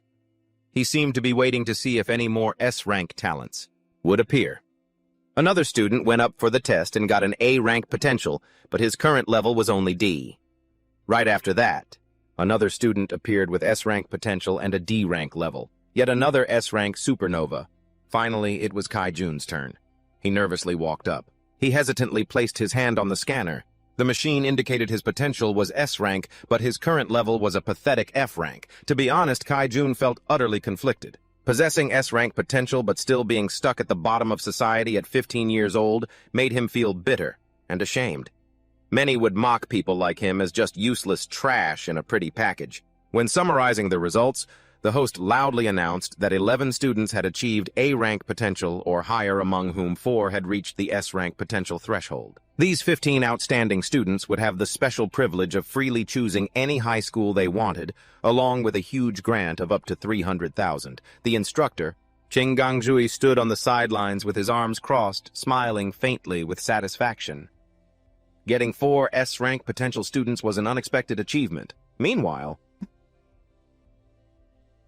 Kai-Jun stood among the high-potential elites, feeling completely out of place, as if he were an outsider who didn't belong in their world at all.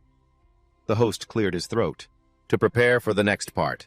He grandly invited everyone to welcome Yan Shi, the acting captain of the Divine T-Corps, to the stage to present the awards. However, before he could finish his sentence, a strange phenomenon suddenly appeared in midair. Ripples spread through the air as if space itself was being torn apart. Everyone looked up in horror. Just a few seconds later, the tier gradually widened and turned into a deep spatial portal. From the darkness of the portal, a series of giant monsters began to crawl out. The potential assessment should have had a perfect ending, but suddenly, the suffocating, murderous aura of an S-rank monster billowed over the entire arena. No one knew if this phenomenon was a random coincidence or a cruel, calculated move. One by one, massive, ferocious demon dragons squeezed out. They emerged from the portal, their bodies covered in pitch-black stone armor, their huge wings unfurled, blocking out the sun, accompanied by roars that tore through the atmosphere. Even the experienced instructors were frozen in place. Ching Gangjui was stunned, wondering how in the world an S-rank monster had just fallen from the sky at this very moment. In a flash, extreme panic spread throughout the arena. People screamed themselves hoarse, telling each other to run. Students screamed in despair as the swarm of monsters circled and then slammed down onto the ground. Woojin immediately sensed that something was wrong with this swarm of monsters. They appeared just as the evaluation was ending. The timing was too perfect.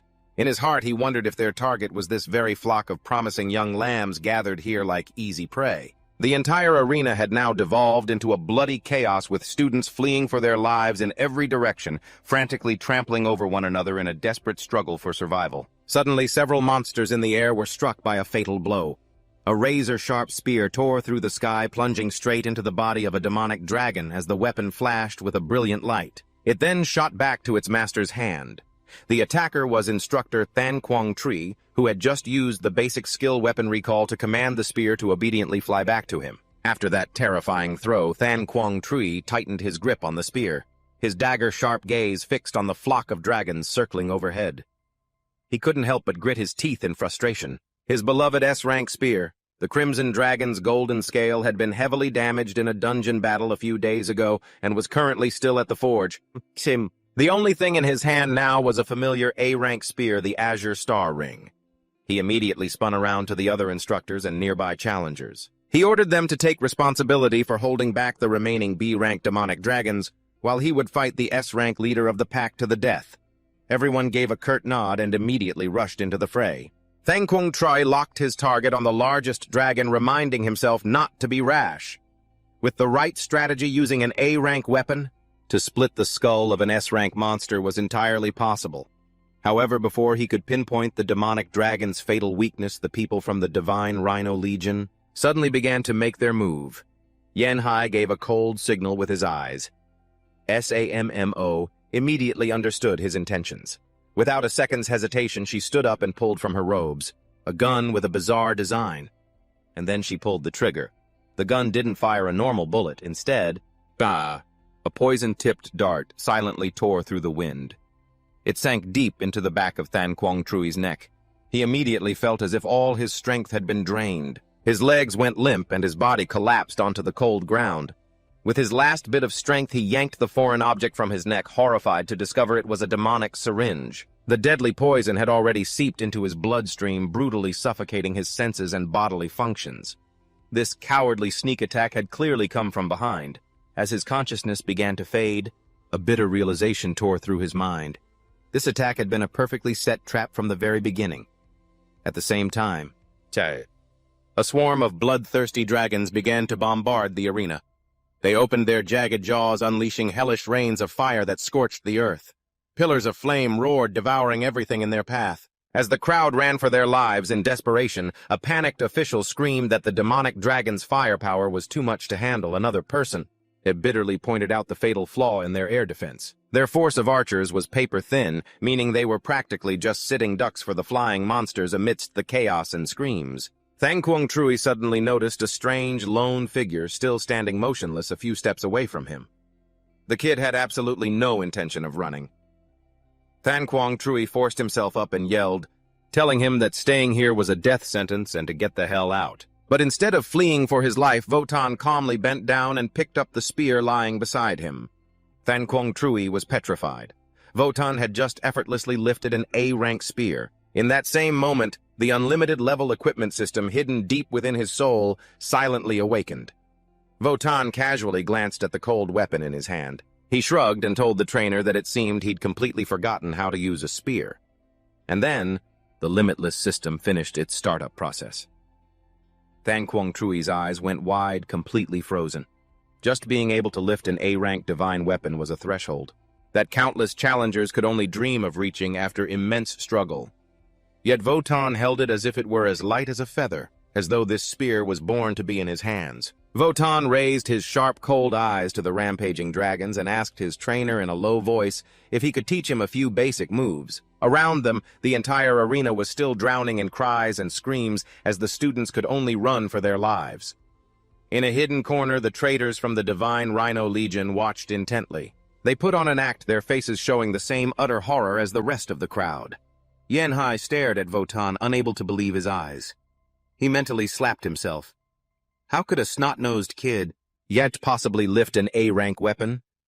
The red-haired mercenary from the Legion snapped, hissing through his teeth.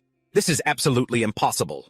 There has to be a catch here. SAMMO added that even Yanhan Thak at 15 years old could only use a C-rank weapon.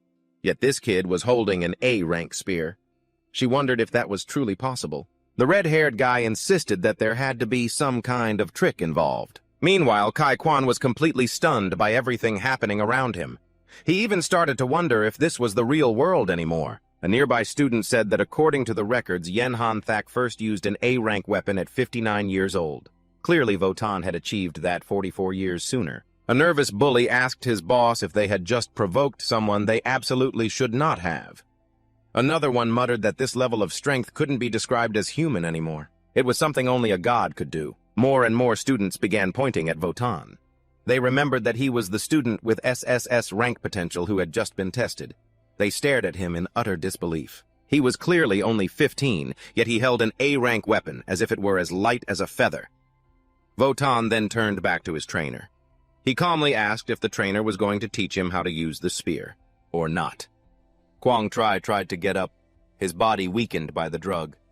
He said that even if Votan could lift and swing the spear without basic training, it would be nearly impossible to hit anything. Votan replied, "Don't answer questions I didn't ask. I just want to know the technique for a charged spear thrust." Quang Tri looked at him for a moment. There was something about this kid that made him feel he could be trusted, so he quickly explained the technique. First, shift your center of gravity to the hand holding the spear. Brace your body as if you're drawing a reverse bow. Votan immediately adjusted his stance. Quang Tri continued to instruct. The arm holding the spear must be bent at a 90-degree angle. The hand gripping it must be brought behind your head to maintain accuracy. The tip of the spear must be on the same line as your right line of sight. Votan followed every instruction perfectly. He slowly drew the spear tip back while his eyes remained glued to the dragons circling above. This might be the first time he was using this skill again, but there was absolutely no room for error. Quang Tri told him the last step was simple. Throw the spear with unshakable conviction. Wotan slowly exhaled. Then he launched the spear. The weapon shot forward like a bolt of lightning. The tip tore through the air at an incredible speed. 2 seconds later, it pierced straight through the dragon's neck. The blade sliced through the thick scales with terrifying precision. The dragon's head was severed from its body as if something had just exploded. The massive head plummeted from the sky, while its body came crashing down with a roar right after. The attack was executed with such perfect precision it was almost as if Wujin had done it countless times before. The truth about S-rank demon dragons is simple. Their fire breaths are extremely fast and powerful, but their physical bodies are not entirely indestructible. Wujin and the coach watched the colossal corpse fall from the sky. A moment later, Wujin calmly explained that to deal with a fire-breathing dragon, one only needs to target the flame conversion point, on its neck. By injecting a small amount of catalyst at that spot, the dragon would be forced to self-destruct right then and there. A metal box fell to the ground nearby. Inside it was a special type of gasoline mixed with ether and other substances. When combined with the catalyst, it could create a combustion reaction that was many times more powerful. Immediately, Wujin glanced at the coach and told him that he should remember this. It was known as the secret technique of a challenger who specialized in hunting fire-breathing dragons. No one present realized the truth. The challenger who had created that technique was standing right in front of them under the guise of Xiao Wujin. The dragon's massive body fell from the air and slammed onto the ground.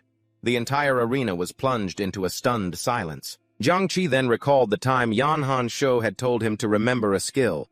That person had once said that the method just used was his exclusive secret for killing fire-breathing dragons. Wait a minute. Those were the exact same words Wujin had just said. The moment he heard those words, the image of a person flashed in the coach's mind.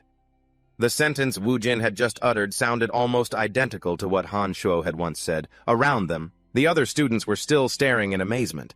They had just witnessed Wujin take down an S-rank demon dragon with a single blow. Someone started yelling that he was a genius. Another student loudly declared that he was definitely a genius who far surpassed Yan Han Shuo.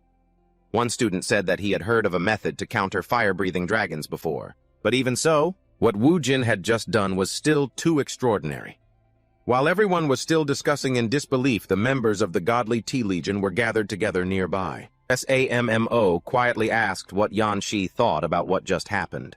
Her voice sounded as if she was waiting for their new captain to pass judgment. Meanwhile, the situation in the arena had not yet completely settled. A few B-rank demon dragons were still flying around. A couple of coaches and challengers were still fighting them. Some students also stepped up to help the coaches handle the remaining monsters. However, Kai Jun and another student with long blonde hair remained standing in place. He told the others that they should leave this to the coaches as it seemed like the better option. "What a bunch of show-offs," the blonde-haired girl said. Not long after Wujin helped the injured Jiang Qi up, he calmly asked if he could still stand, or if he wanted to lie down for a bit longer. The coach regained his balance and replied that he could stand. The drug he was injected with earlier seemed to have only a short-term effect, so his strength was gradually returning. As he stood there, Jiang Qi couldn't stop thinking about what Wujin had said earlier. He wondered if it was just a coincidence. Just then, the Godly Tea Legion began to advance towards them. They stopped a few steps away from Wujin and Jiang Qi. Shi even clapped his hands slowly, as if applauding Wujin's performance. He said that it was truly not in vain, that their Godly Tea Legion had come here in person. After all, they had finally met an unprecedentedly talented youth. He was clearly referring to Wujin. Wujin looked at them coldly, fury flashing in his eyes, but he still forced himself to suppress it. Shi then turned to the coach and apologized. He explained that everything that had just happened was an order from their superiors. According to him, they wanted to test the adaptability of the contestants in this competition. That was why they had arranged for the demon dragons to suddenly descend. And because of this plan, they were forced to use some tricks to prevent the coaches from interfering. Jiang Qi looked at him with great suspicion. He replied in a cold tone, "So this so-called order from your superiors included using an S-rank demon dragon to test a group of 15-year-old challengers." He sarcastically added that they sure knew how to get things done. Shi replied that after Yan Han Shuo's death, they were in desperate need of new combat forces, so he hoped everyone would understand the reason behind their decision. Just then, Wujin suddenly spoke up. He directly addressed Yan Shi as Senior Yan Shi. Both Yan Shi and Gong Shui looked at him, waiting to see what he wanted to say. Then Wu Jin asked a simple question. He asked if Captain Yan Hanshuo had any last words for them before he died. Yan Shi replied that their captain did indeed leave a few last words. SAMMO interjected, adding that time was too short back then. She started to say that the captain didn't have, but before she could finish, Yan Shi cut her off. He hurriedly said that Captain Hanshuo only told them not to feel guilty. He said the captain had told them that only by living well would they be worthy of his sacrifice. Wu Jin listened in silence. In his heart, he almost laughed. Yan Shi and the rest of the Godly Tea Legion continued. They said they had never told these words to reporters before because they couldn't bear to bring it up again. They even said that they always felt guilty towards their captain. To outsiders, it sounded very sincere, but in reality, most of them were just putting on an act. A few members of the Legion even looked tired of having to continue this charade. Wu Jin simply replied flatly that he understood. Jiang Qi quietly observed Wu Jin's reaction. Then Wu Jin added one more sentence. If that was the case, then he sincerely wished them all the best. He told them to fully enjoy the new life that Captain Hanshuo had given them. He even added that they should dare to live on. Endless stared intently at the members of the Legion. In his mind, their words carried a clear threat, but on the outside, his expression remained perfectly calm. Yan Shi simply replied that they would. Then Endless walked right past them as he left. Yan Shi spoke up again from behind him, saying that since the competition was now over, the Endless should enjoy the treatment of a moon surrounded by 1,000 stars. Endless didn't reply. In his head, he cursed them, thinking to himself, what a shameless bunch of people. Before he could even finish his thought, a crowd of students suddenly rushed towards him. They immediately surrounded him. Some asked for autographs, while others loudly cheered for him, as if he were a celebrity. Amidst the chaos, an official approached and politely invited him to follow them to a higher-level testing device for further evaluation. Not far away, a few students were still fighting the remaining dragons. One of them complained that Endless had really stolen the show today, and for some reason it rubbed them the wrong way. Suddenly, several cars sped directly into the arena. The nearby students were all stunned to see this. The door of one car opened and a woman stepped out carrying a heavy Gatling gun. She yelled that she would only say this once. All of you get lost right now, or else every single one of you will get a taste of the bullets from my Gatling gun. The man standing next to her also shouted loudly. He berated the students, telling them they were just a bunch of snot-nosed brats. This is a national competition, not some marketplace for your ridiculous fan antics. The students surrounding Endless immediately noticed the woman's weapon. They quickly dispersed and fled. Just then, an old man jumped out of another car and rushed towards Endless. He worriedly asked if he was hurt. He kept blaming himself for not protecting him properly. The old man then hurriedly told Endless to get in the car so he could take him to a safe place to rest. This old man was one of the 4 headmasters of the 4 major high schools. He was the headmaster of Vuba High School. Before he could finish speaking, another old man in a brown suit suddenly kicked him aside. He angrily told him to get lost and asked who he thought he was to try and take Endless away. This man was also one of the 4 headmasters of the major high schools. He was the headmaster of Lang Ho High School. Not far away, another old man in a white suit was standing. He was the headmaster of Than Phong High School. The surrounding students were stunned, immediately recognizing them. The headmasters of the 4 major high schools had all come here in person. A student whispered that they must have heard about this teenage genius's performance, which is why they rushed here to recruit him. A few students looked at Endless with eyes full of envy. The headmaster of Lang Ho High School spoke first. He said there was no need to beat around the bush. If Endless chose to enroll in their school, they would directly transfer 8,800,000 into his personal account. The headmaster of Than Phong High School immediately countered. He said that if Endless came to their school, they would arrange to have a complete set of A-rank equipment custom forged for him. At that moment, the headmaster of Vuba High School shouted loudly. He declared that he would go even bigger. If Endless came to Vuba High School, they would forge an S-rank weapon for him. He even promised that the weapons department would personally craft an exclusive S-rank weapon just for him. He added proudly that Vuba High School possessed the capability to craft weapons of the highest standard, something everyone surely knew. One of the other headmasters thought to himself that even as a headmaster he couldn't escape these kinds of competitive bidding situations. Another headmaster mentally calculated that the cheapest S-rank weapon on the market currently cost nearly 30 million, and yet this old geezer was casually offering one as a gift. He was clearly going all in. Just then a voice rang out from inside a black car parked nearby. The man sitting in the car said, "It seems these old men still don't get the point." The other headmasters immediately turned to look at the car, instantly recognizing the person inside. The door slowly opened and the man stepped out. He calmly said that true powerhouses would never accept cheap handouts. He pulled out a black card and held it up high. He said that for someone truly talented, the only thing of value is this: the Space-Time Gate Black Card. A universal access card valid for all ranks, all types of gates, and all privileges. This man was the head of the 4 major high schools, the headmaster of Kim Chau High School. At that very moment, a small notification appeared before Endless, visible only to him. Revenge. Progress. Display 1%. Seriously, everyone. I'm speechless with this Manhwa. We're only at 1% and it's already this freaking insane. The black card had a golden dragon engraved on its face. When the headmaster flipped it over to show everyone the back, the other headmasters immediately recognized it. The expressions on their faces changed in unison. One of them even had to wipe the sweat from his brow, knowing full well that their offers couldn't possibly compete with that. Another headmaster spoke up in a serious tone. He said that from what he knew, this rankless universal black card had only ever been possessed by one challenger before. That person was Yan Han Shuo, who had passed away not long ago. None of them realized that Yan Han Shuo was actually standing right there among them at this very moment. Wu Jin carefully examined the card before speaking. He asked what the condition was. He also asked if accepting this card meant he had to enroll in their school. His question brought back a memory from when Han Shuo was still alive.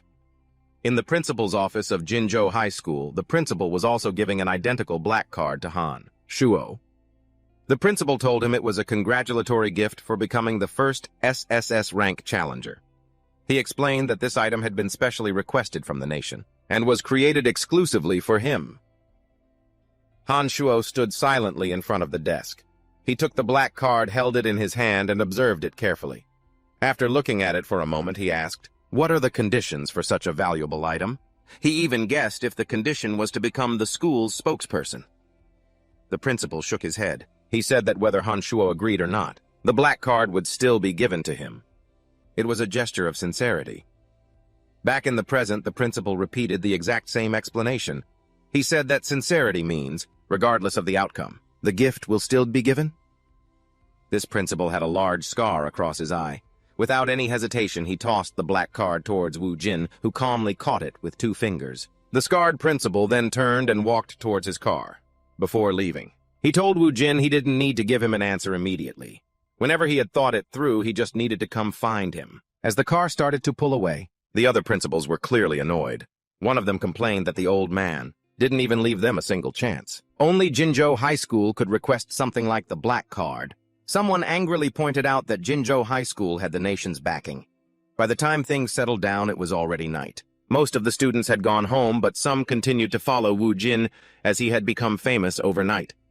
Because Kai Jun came from a wealthy family, he had arrived in a private car and Wu Jin ended up riding with him. As the car moved, Wu Jin leaned back in his seat and said he was grateful to have finally shaken off the followers.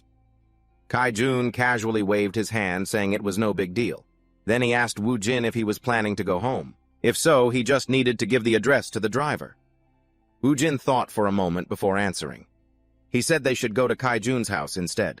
Kai Jun was very surprised. Wu Jin explained that after what happened today, he stood out too much and there was always a chance someone might target him.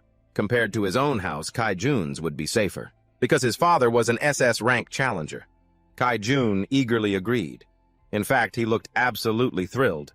The once-in-a-millennium genius would actually be staying at his house. He even thought to himself that he had to take hundreds of photos as souvenirs.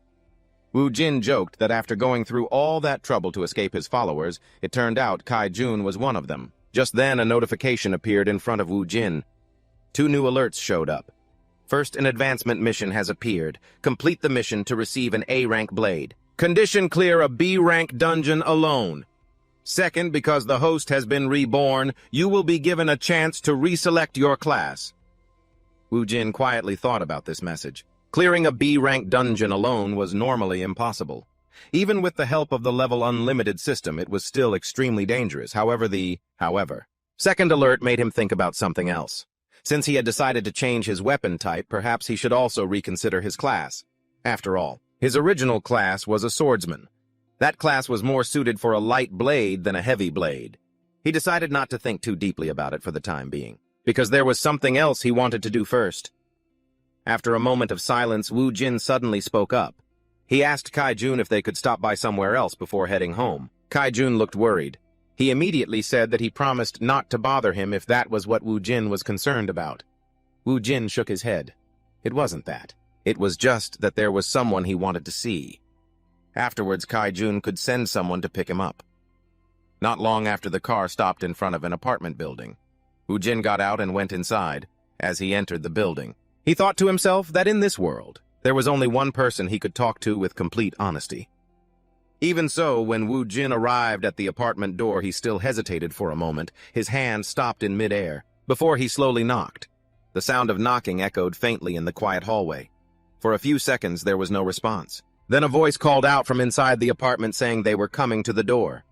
Wu Jin waited outside, trying to stay calm, but for some reason he still felt uneasy. A moment later, the door unlocked. The instant Wu Jin saw the person standing in the doorway, his entire body froze. It was Yan Shi. For a brief second, neither of them moved. Wu Jin couldn't comprehend what he was seeing. Why was Yan Shi here? This was supposed to be Lin Ding's house. Yan Shi clearly didn't expect to see him either. His face showed clear astonishment as he stared at Wu Jin standing outside the door. Before either of them could speak, Lin Ding suddenly appeared from behind Yan Shi. She looked curious and asked who Yan Shi was talking to. Yan Shi then turned to Wu Jin with a cold expression. He asked if it was really him, then questioned what Wu Jin was doing visiting another man's fiancée in the middle of the night. Hearing those words made Wu Jin both angry and indignant, but of course, he couldn't reveal his true identity, so he quickly came up with a story. He said that he was actually Han Shuo's sworn brother. He then explained that his brother had never mentioned him publicly over the years, so Lin Ding probably didn't know about him. He said he came today to give her something. When Lin Ding heard that, her expression immediately changed. A hint of sadness flashed in her eyes. Wu Jin continued saying that it was an important memento that belonged to his brother before he passed away. And you've kept it all this time. Yan Shi listened, thinking to himself that this explained at least in part why. A moment ago he had felt that this kid bore a strange resemblance to Han Shuo. Now it all made sense. If he was Han Shuo's sworn brother, that resemblance wasn't surprising at all. Yan Shi then pretended that Han Shuo had mentioned this younger brother a few times while he was alive and said that he remembered hearing about him. That was why he invited Wu Chen inside. Inwardly, Wu Chen couldn't help but think that this guy really couldn't stop acting, not even for a single moment. The three of them walked into the apartment. Wu Chen quietly observed his surroundings. This was a place he had once been incredibly familiar with. So much of the furniture inside was still exactly as it had been. The layout hadn't changed much, but the person standing here now was different. After a moment of silence, Wu Chen suddenly spoke up. He asked one more question. He pointed out that Yan Shi had just said Ling Ding was another man's fiancée. If that was the case, why was he here at this hour? Yan Shi seemed a little taken aback by the question. He looked at Wu Chen for a moment, then let out a soft laugh, saying Wu Chen must have misunderstood something. His tone was nonchalant, as if the situation were completely normal. Yan Shi went on to explain that the man he had referred to earlier as the fiancé was, in fact, himself. He was Ling Ding's fiancé. The words struck Wu Chen like an unexpected blow. For a moment his mind went completely blank and his body froze solid. The girl he loved, the woman who had stood shoulder to shoulder with him in his past life, was now engaged to the very man who had betrayed him. He had imagined many scenarios before coming here, but never this one. He said the wedding was set for 1 month from now. He and Ling Ding would be officially married. Those words echoed relentlessly in Wu Chen's mind. As Yan Shi calmly declared that he and Ling Ding would be married in a month, each word felt like a knife twisting in Wu Chen's chest. For Han Shuo, no. For the man now living as Wu Chen, this was almost too much to bear. Before Wu Chen could say anything, Ling Ding suddenly spoke up. Her expression was furious as she instantly denied it. She said she had never agreed to any marriage. Her parents had no right to make a decision like that for her. She told Yanxi to stop spreading baseless rumors. Her voice was filled with indignation and disbelief, but Yanxi remained completely unfazed. He even seemed amused by her reaction. He simply replied nonchalantly that as far as he knew, her parents had started sending out wedding invitations early that morning. The school relatives, family friends, everyone had already received the news. Ling Ding stared at him in shock and asked if he was being serious. Yanxi nodded nonchalantly and added something that made the atmosphere even heavier. He said that in the 6 years Ling Ding had dated Han Shuo, her parents had never been so proactive. Not about anything. But now they were moving things along so quickly. It seemed that in their eyes Yanxi was a far more suitable match than a certain someone's sworn little brother. The words were clearly laced with deep sarcasm. Wu Chen's expression darkened as a fire of rage ignited within him. For a few seconds no one said a word. The room plunged into a suffocating silence, and then suddenly Wu Chen burst out laughing. The sound took both of them by surprise. He laughed as if Yanxi had just said something utterly ridiculous. He said that he finally understood something now. No wonder. My brother Han Shuo was always able to put Yanxi in his place when he was alive, and no wonder he was the one who got to be with Sister Ling Ding. As he spoke, Wu Chen casually stepped forward and patted Yanxi lightly on the chest. His tone was mocking, but every word was razor-sharp. He said that if he were Sister Ling Ding, he wouldn't agree to marry Yanxi either. After all, every time Yanxi opens his mouth, he has to bring her parents into it. Then Wu Chen casually leaned back on the sofa, looking completely relaxed, before adding one more thing. He said that if someone who didn't know any better were to listen to Yanxi talk, they might think he wasn't actually trying to pursue Ling Ding. Instead, it sounds like he's trying to start a love triangle with Ling Ding and her parents. The comment instantly enraged Yanxi, but Ling Ding was also taken aback. She stared intently at Wu Chen, unsure if he was joking or being serious. For some reason, the way he spoke felt strangely familiar. A memory suddenly flooded Ling Ding's mind. Back when Han Shuo was still alive, they had sat together in this very living room. They had even sat on this exact sofa. Back then, they had been talking about her parents too. Han Shuo had joked that it didn't matter if he didn't get along with her parents. After all, he wasn't planning on starting a love triangle with them. The memory made Ling Ding freeze. That was why Wu Chen's words had sounded so familiar to her. She couldn't explain why, but something about this young man reminded her so strongly of Han Shuo, even though he had never once mentioned this little brother before. Yanxi quickly cut the conversation short. He asked Wu Chen what item he had come to deliver and told him to hand it over. Wu Chen tilted his head slightly and smiled. He asked if Yanxi was really trying to assert his dominance in front of a 15-year-old kid, and he even joked that he seemed pretty aggressive about it. Then Wu Chen slowly took out a small red box. He held it carefully in his hands, his tone growing a little more somber. He said that before his brother Han Shuo passed away, he had personally instructed him. He had to deliver this item to Sister Ling Ding and to give it to her and her alone. Model, no outsiders should be present for this. Wu Jin looked directly into Yanxi's eyes, his gaze seeming to hold a profound message, and then he added that it was strange. He believed that Han Shuo should have brought it himself, but it seemed he had encountered some unexpected accident and didn't get the chance. Yanxi cleared his throat. He knew exactly what Wu Jin was insinuating. Meanwhile, tears had started to stream down Ling Ding's face. She wiped them away and gently told Yanxi he should leave. Han Shuo's keepsake was incredibly important to her, and she wanted to receive it alone. Yanxi seemed surprised by her request, but he had no reason to refuse. So he picked up his coat, and as he put it on, he left one final reminder: the wedding invitations have already been sent out. And if Ling Ding tried to change anything now, her parents wouldn't have an easy time dealing with the consequences. Hearing this, Ling Ding's stomach churned. Everything was happening too fast. She couldn't even begin to process it all. Yanxi walked out the door and left the apartment. The door closed behind him, and now only Wu Jin and Ling Ding were left in the room. Wu Jin placed the small red box on the table and then spoke calmly. He said that bastard was probably waiting for him in the hallway so he would leave through the study window. Ling Ding looked visibly surprised. How did he know about the study window? Another memory suddenly surfaced in her mind from back when Han Shuo used to visit her in secret. Once her parents had knocked on the door unexpectedly, and she had hurriedly told Han Shuo to escape through the study window, since from there he could get to the rooftop without being seen. Ling Ding looked at Wu Jin again. How could this kid know about that? Just then, Wu Jin walked to the study. He opened the window, looked out to gauge the distance to the rooftop, and before climbing out, he turned back and said one last thing: "See you again." Those simple words immediately brought tears to Ling Ding's eyes because Han Shuo used to say the exact same thing every time he left through that window. Tears welled up in the corners of her eyes. Inside the apartment, Ling Ding remained rooted in front of the open window, standing motionless for a long time. Meanwhile, on the rooftop of the apartment building, Wu Jin was sitting near the edge. From where he sat, the entire city skyline stretched out before him. He told himself that he had exactly 1 month. 1 month before the wedding. In that short amount of time, he had to find a way to discover the weaknesses of Yan Shi and the others no matter the cost. He had to stop that wedding from happening. Just as he was thinking about this, a notification suddenly appeared before his eyes. Stage 1, mission complete. New mission. Obtain an A-rank blade. Condition: clear a B-rank dungeon solo. Wu Jin frowned slightly as he read the message. His original plan was different. He had intended to complete the class change mission first. That way he could choose a new profession, one that was more suited to the heavy blade style he had just decided to use.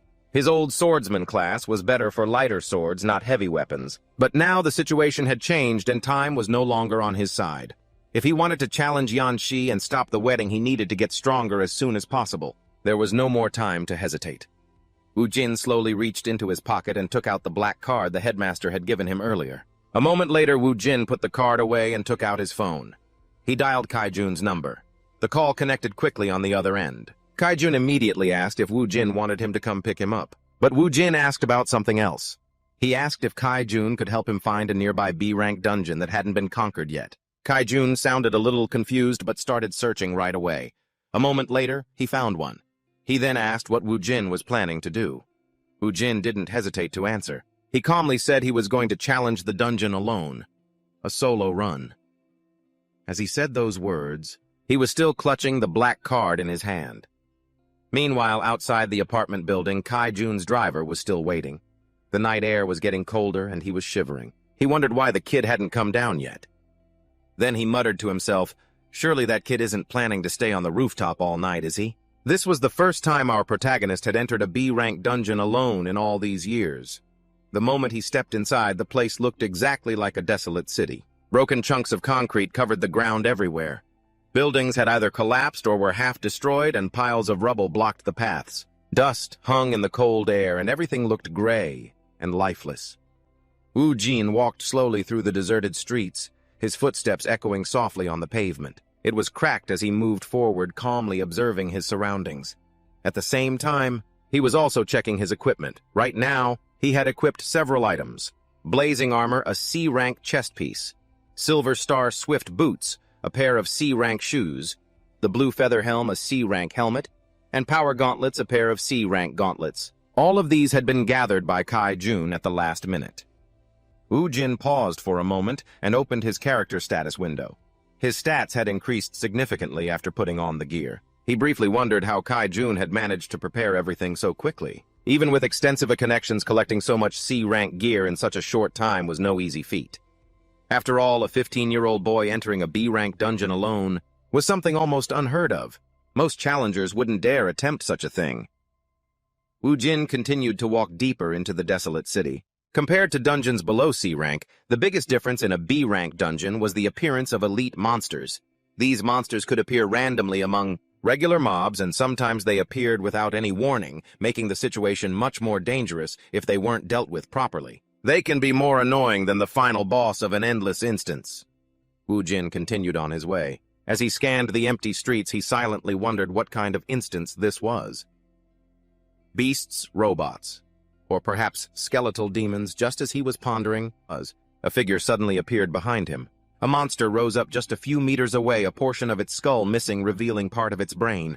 Without hesitation, the zombie charged and lunged straight at Wu Jin, but he remained perfectly calm. In his previous life, he had reached SSS rank, so compared to his combat experience at that level, a B-rank instance was nothing more than a warm-up for him. These monsters were no threat at all. He calmly summoned his blade, and the heavy weapon materialized in his hand. Without even fully turning around, he thrust his blade backward. The blade pierced through the zombie's chest. The attack was clean and effortless. A system notification appeared. Current challenger level C rank. B rank monster defeated. Over-level kill confirmed. The unlimited level system has been activated. Wu Jin, glanced at the message for a moment before turning his attention back to his surroundings. This instance had an infectious attribute. Instances like these usually test a challenger's endurance and mental resistance. Just then, another sound came from behind him. Several zombies burst out from the surrounding rubble almost at the same time.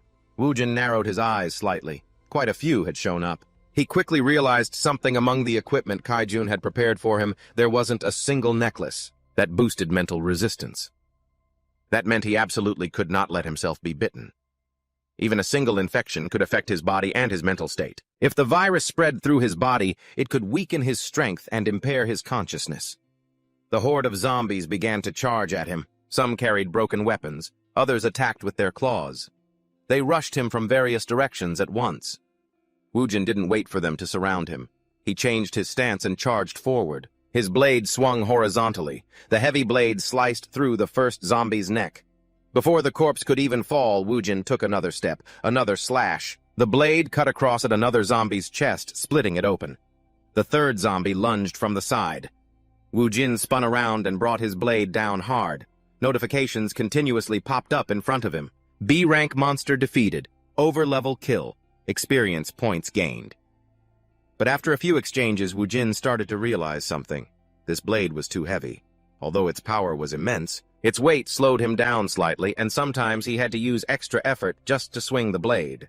At that moment, a zombie suddenly grabbed him from behind.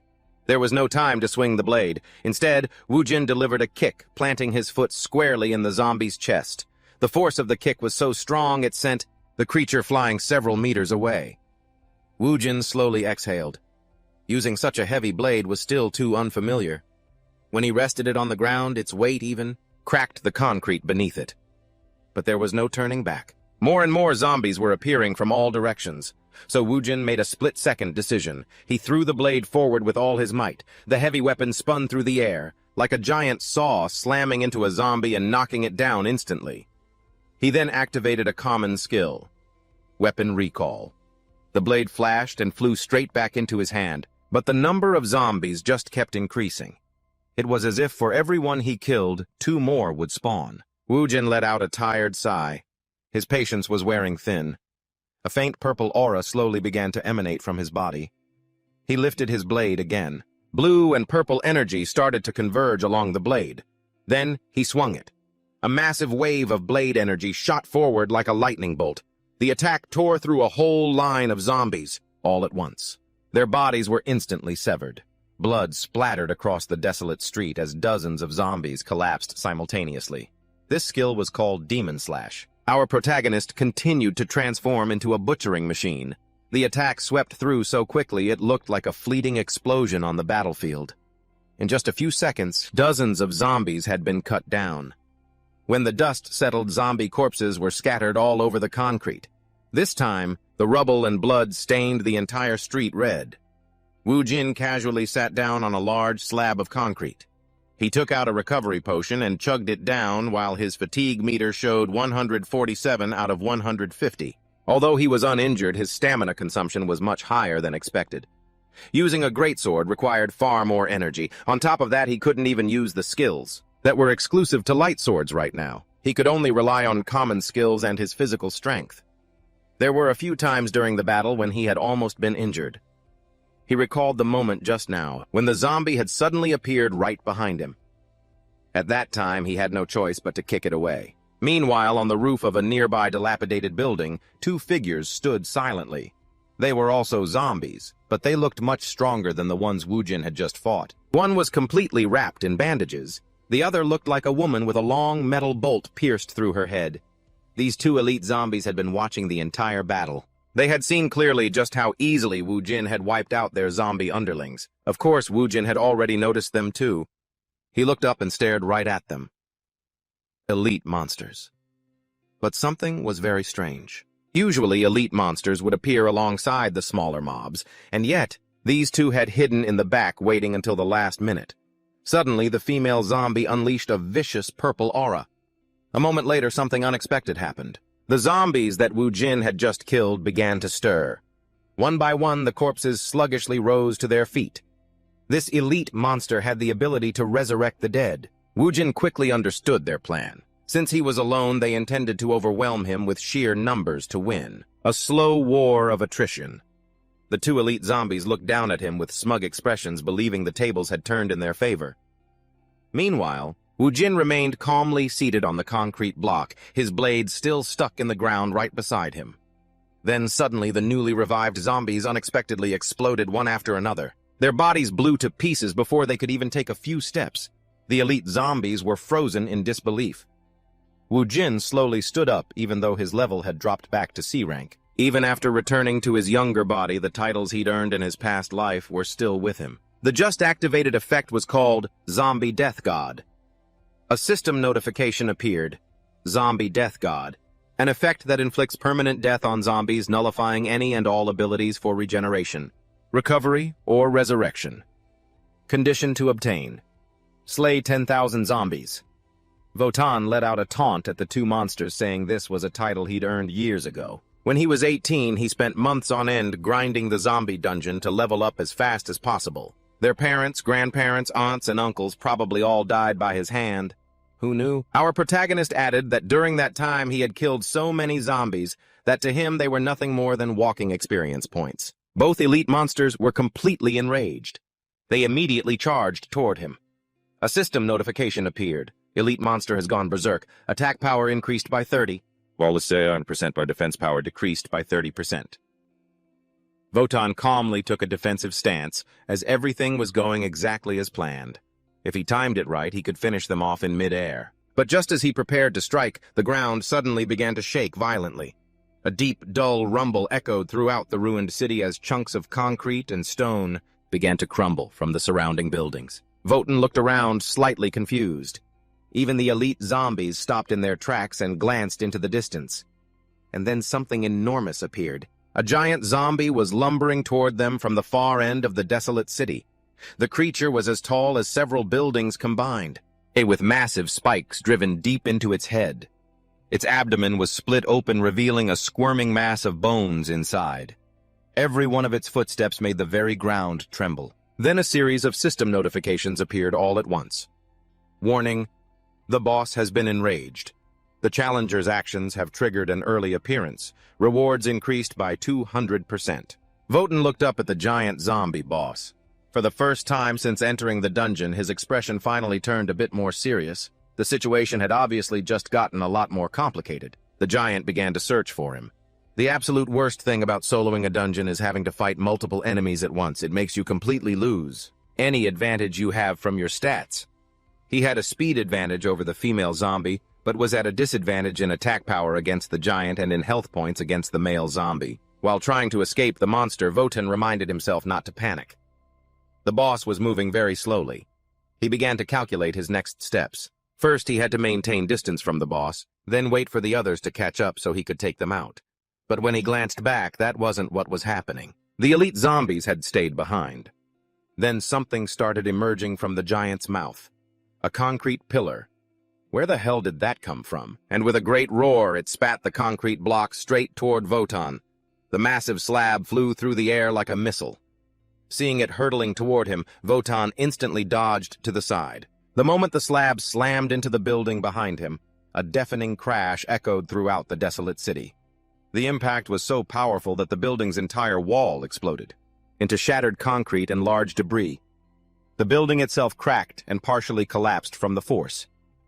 On the other side of the battlefield, the bandaged zombie spoke in a strange language. Though he couldn't understand the words, the meaning was perfectly clear. It was asking if the slab had crushed Wotan. The two elite zombies began to walk toward the thick cloud of dust, but they failed to notice one thing.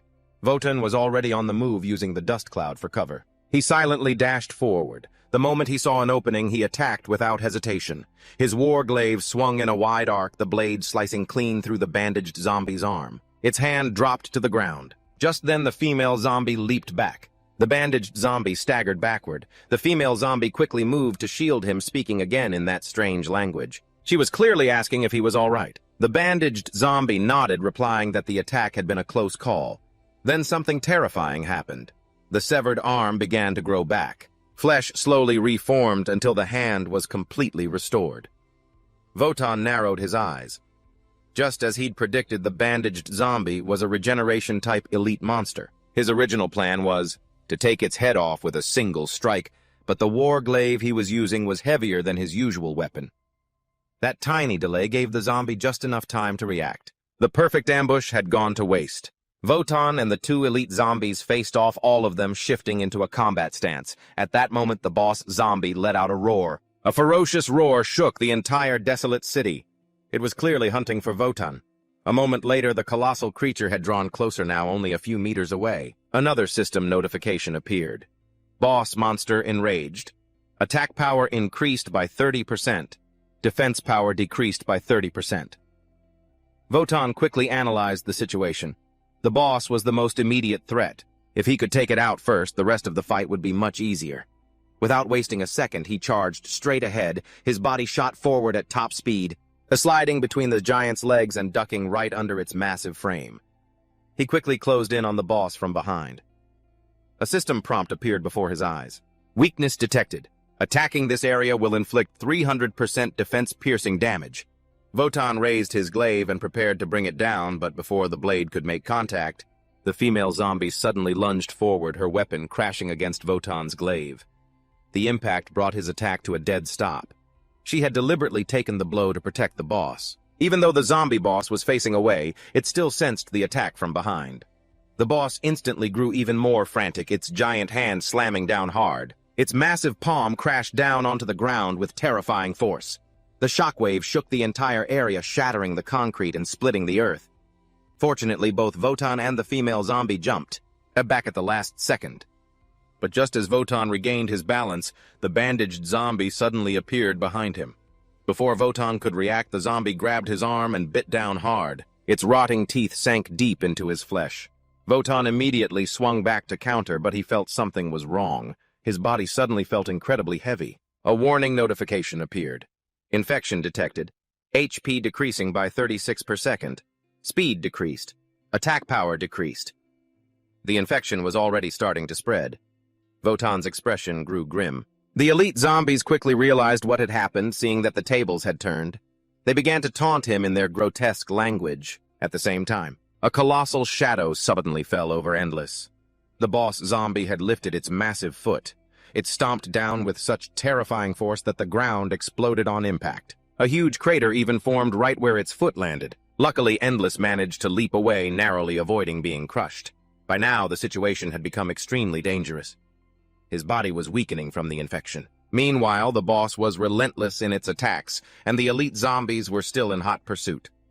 His only option now was to run. Endless spun around and dashed through the rubble. He needed time to come up with another plan, but he hadn't gotten far when that she-zombie suddenly appeared, blocking his way and taunting him once more. Clearly, she was confident he couldn't escape.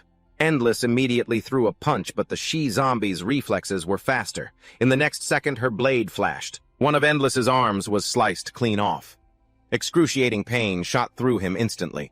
The two elite zombies now stood towering before him, both staring down at him. It was as if the battle was already decided. Endless's mind was reeling. This was just a B-rank dungeon. For someone who had reached the SSS rank threshold, this should have been a piece of cake.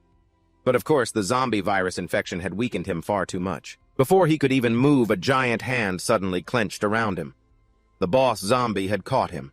Its grip was terrifyingly strong, and it slowly lifted him towards its mouth. Dozens of enormous fangs filled its hideous maw, and without hesitation, the boss shoved him inside. Endless fell onto the monster's gigantic tongue. The stench was disgusting. He slid deeper into the creature's mouth and fell straight into its stomach. Everything around him was pitch black and submerged in thick acid. Outside the B-rank dungeon, Kaituan and his driver were still waiting. They stood near the entrance to the time-space gate. Suddenly, a black car pulled up in front of them. The door opened, and the person who stepped out was none other than the principal of Manhwa High School. He immediately asked what they were doing there. Kaituan looked astonished. The principal calmly explained that the black card given to Endless had a tracker installed. When the card detected a B-rank time-space gate had just opened, he immediately guessed who was responsible. It could only be that reckless kid. Kaituan was stunned, as he had no idea the card contained a tracking device. The principal simply replied that it was necessary. After all, even Yen Han, that was only able to clear a B-rank dungeon alone when he was 18 years old. For a 15-year-old kid to try the same thing was far too dangerous. He looked towards the dungeon entrance. With an extremely grave expression, all they could do now was pray for the boy and hope nothing terrible happened.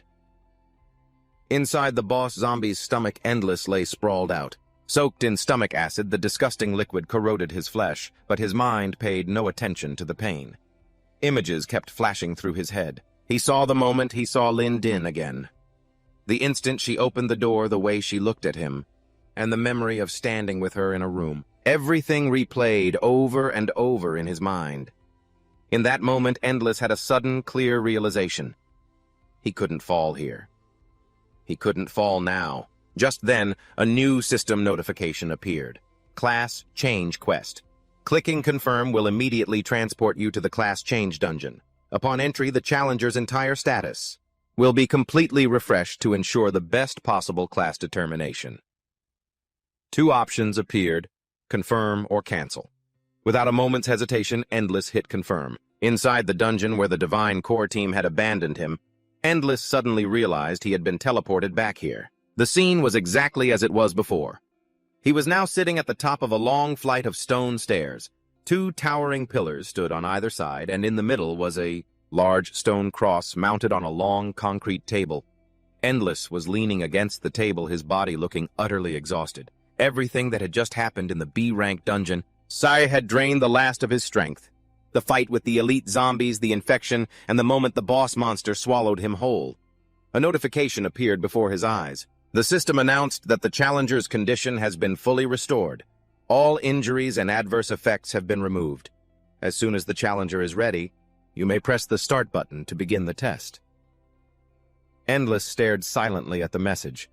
Then memories of the last battle flooded his mind. He remembered the moment the she-zombie parried his attack, the moment the bandaged zombie suddenly appeared behind him, and the sharp pain as its teeth sank into his arm. He let out a slow breath.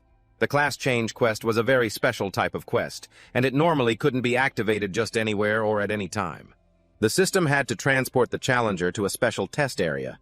Because the system had restored his condition, even his severed arm had grown back. He slowly raised his hand and looked at it. His arm looked completely normal again. He knew he had just narrowly escaped death. After resting for a moment, Endless slowly stood up. A thought crossed his mind. After completing this Class Change quest, there was a high probability he'd be thrown right back into the B-rank dungeon. The system usually resumes the previous event after special quests are completed. That meant one thing: he absolutely had to make the most of this opportunity. And he needed to obtain a class that was perfectly suited for him. The only class that could help him unleash 100% of his true power. Endless looked back at the notification screen while stroking his restored arm. After a brief pause, he reached out and pressed the start button. Immediately, the system announced that there would be multiple rounds of tests, and the weapon used in each round would be completely different. Killing a soldier-level enemy would award 2 points, getting hit would subtract 1 point, and hitting a critical weak spot would grant an additional bonus point. If the challenger dies during the test, the current weapon type will be permanently disabled. As soon as the system finished its instructions, a few knight-like enemies suddenly appeared before him, rising from the ground as if the floor itself had given birth to them. The system then announced the start of the first round. Current weapon dagger. A dagger suddenly materialized in Xiao Wujin's hand, and at the same time, the system adjusted his stats. His speed increased significantly. Meanwhile, his penetration power and evasion were also improved. These adjustments were designed to suit the characteristics of a dagger user. Without wasting another second, the moment the enemies began to move, he lunged forward. In the blink of an eye, he had slipped behind one of the knights. He wrapped an arm around the enemy's neck and plunged the dagger deep into his throat. A notification popped up stating fatal assassination. Instant kill, plus 3 points. 3 other enemies charged madly toward him. Xiao Wujin leaped back to dodge the attack. As soon as he landed, he was moving again, the dagger in his hand flashing continuously. A stab to the neck, a lightning-fast strike tearing open a throat, and the third enemy fell immediately after. The movements were incredibly fast, decisive, and precise. For a moment, it seemed as if Xiao Wujin had entered a true killing frenzy. Before long, the first round had ended. Another notification appeared. The second test round will begin now. Weapon type, Great Blade. A heavy great blade appeared right in front of him. Xiao Wujin immediately gripped it. Once again, the system adjusted his stats. This time, his strength attack range and burst power increased dramatically after the stat distribution was optimized. His physical strength felt immensely greater than before. Xiao Wujin suddenly realized that if he'd had even half this strength back in the B-rank dungeon, the battle with the zombies wouldn't have been nearly as difficult. Just then, something strange happened. The group of enemy knights in front of him suddenly began to merge. Their bodies twisted and collapsed into one another. They combined into a single giant knight-shaped enemy. Xiao Wujin observed carefully. Clearly, the system was testing how different weapons dealt with various types of enemies. When facing large monsters, an instant kill isn't always the best tactic. The key is to neutralize their ability to move. The giant knight attacked first. Xiao Wujin quickly dodged to the side.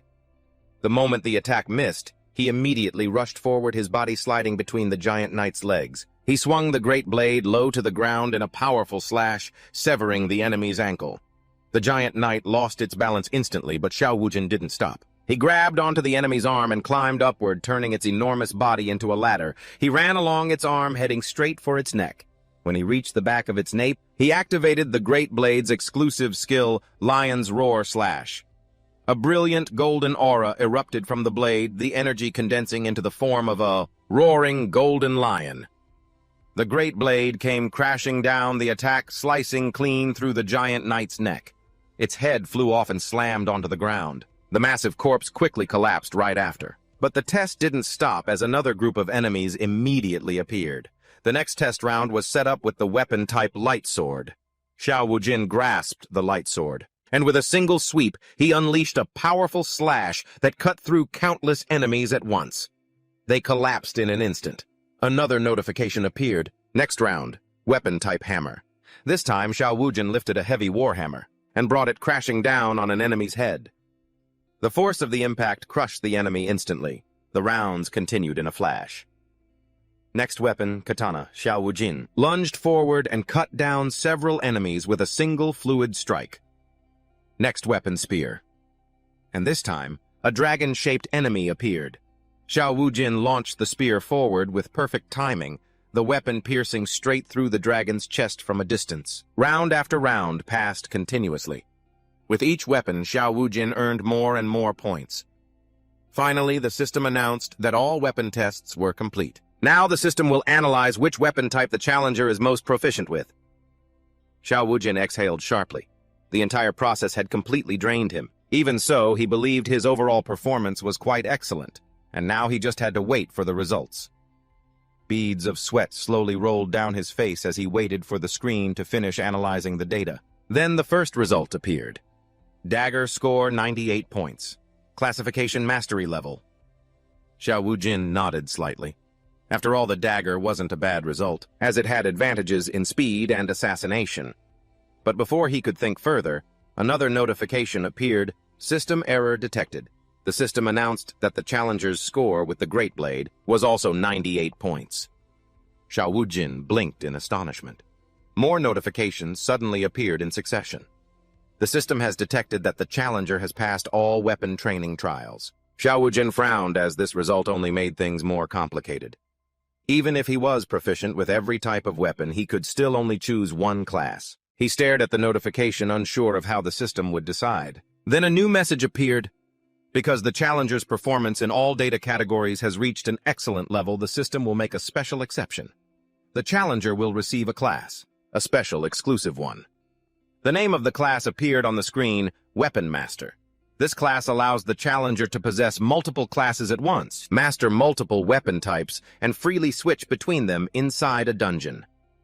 On the screen appeared the image of a hooded figure holding several cards in their hand. Xiao Wujin was truly surprised. He had never heard of this class before, not even in his past life.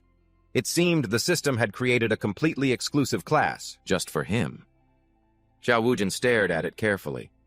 This means, no matter what kind of monster or dungeon he encounters, he can easily switch classes to gain the upper hand. The system continued to explain a novice weapon master is initially limited to 2 classes. To increase the number of classes, the challenger must eliminate other challengers. Doing so will allow him to directly inherit their classes. Xiao Wujin raised an eyebrow when he saw that rule. Then a smirk slowly spread across his face. That condition was perfectly suited for him. But the surprises didn't stop there. Before teleporting back to the B-rank dungeon, the challenger will be allowed to temporarily experience the full power of this exclusive class. For a short period, the challenger will enter a weapon master state with all weapons and functions unlocked. Then another small message appeared. Your current revenge progress is 3.8%. Meanwhile, outside the enemy's stomach, everything felt strangely silent. The air was suffocating, just like the calm before a storm. Anyone perceptive knew that this kind of silence was never a good omen. The bandaged zombie began to feel uneasy. It didn't understand why the zombie army hadn't revived yet, especially when the challenger should have already been dead. Something wasn't right, and it was making the creature restless. It kept glancing around as if afraid something would suddenly break, and then all of a sudden, the big boss's stomach right at the giant scar began to glow. The light grew brighter and brighter, pulsing steadily as if something inside was waking up. This was completely abnormal, and it looked like something was about to burst out at any moment. The entire situation was incredibly tense, like a bomb waiting to explode. The two elite zombies immediately noticed the strange light. Along with the low, rumbling sound coming from the boss's stomach, they went on high alert, instantly their bodies tensing, ready to react. They had no idea what was happening, but they knew it was nothing good, whatever was inside there. It definitely shouldn't have survived. Meanwhile, at Ling Ding's apartment, she sat quietly on the sofa holding the box that Endless had given her. She stared at it without blinking. Deep down, she had an inkling of what was inside. Even though Endless was the one who delivered it, she knew the real giver was Han Shuo. She hesitated for a moment. Her chest tightened at the thought. A part of her didn't want to open it, afraid of the meaning behind it, but the other part couldn't resist. It seemed that no matter what, she had to know the truth. When she finally gathered enough courage to open the box, her eyes widened in shock the moment she saw what was inside. Memories immediately came flooding back, pulling her into the past, taking her back to the day Han Shuo first gave her this gem in this very room. That day, she had asked him why he was giving her such a thing. Han Shuo just smiled and said she was always worried he would die in a dungeon. He explained that this gem was linked to his life, and whenever she felt anxious, she could open it to check. He told her that if the gem was still glowing, it meant he was still alive and safe. That no matter where he was, as long as that light was shining, he hadn't perished. But Ling Ding had pushed it back to him, telling him she didn't want to accept it, because she knew herself too well. If she kept it, she would open it and check it all the time, and that would only make her more anxious. In the end, Han Shuo had no choice but to put it away. Back in the present, Ling Ding picked up the gem with trembling hands, her emotions surging violently. As tears began to stream down her cheeks, the gem was glowing. That could only mean one thing.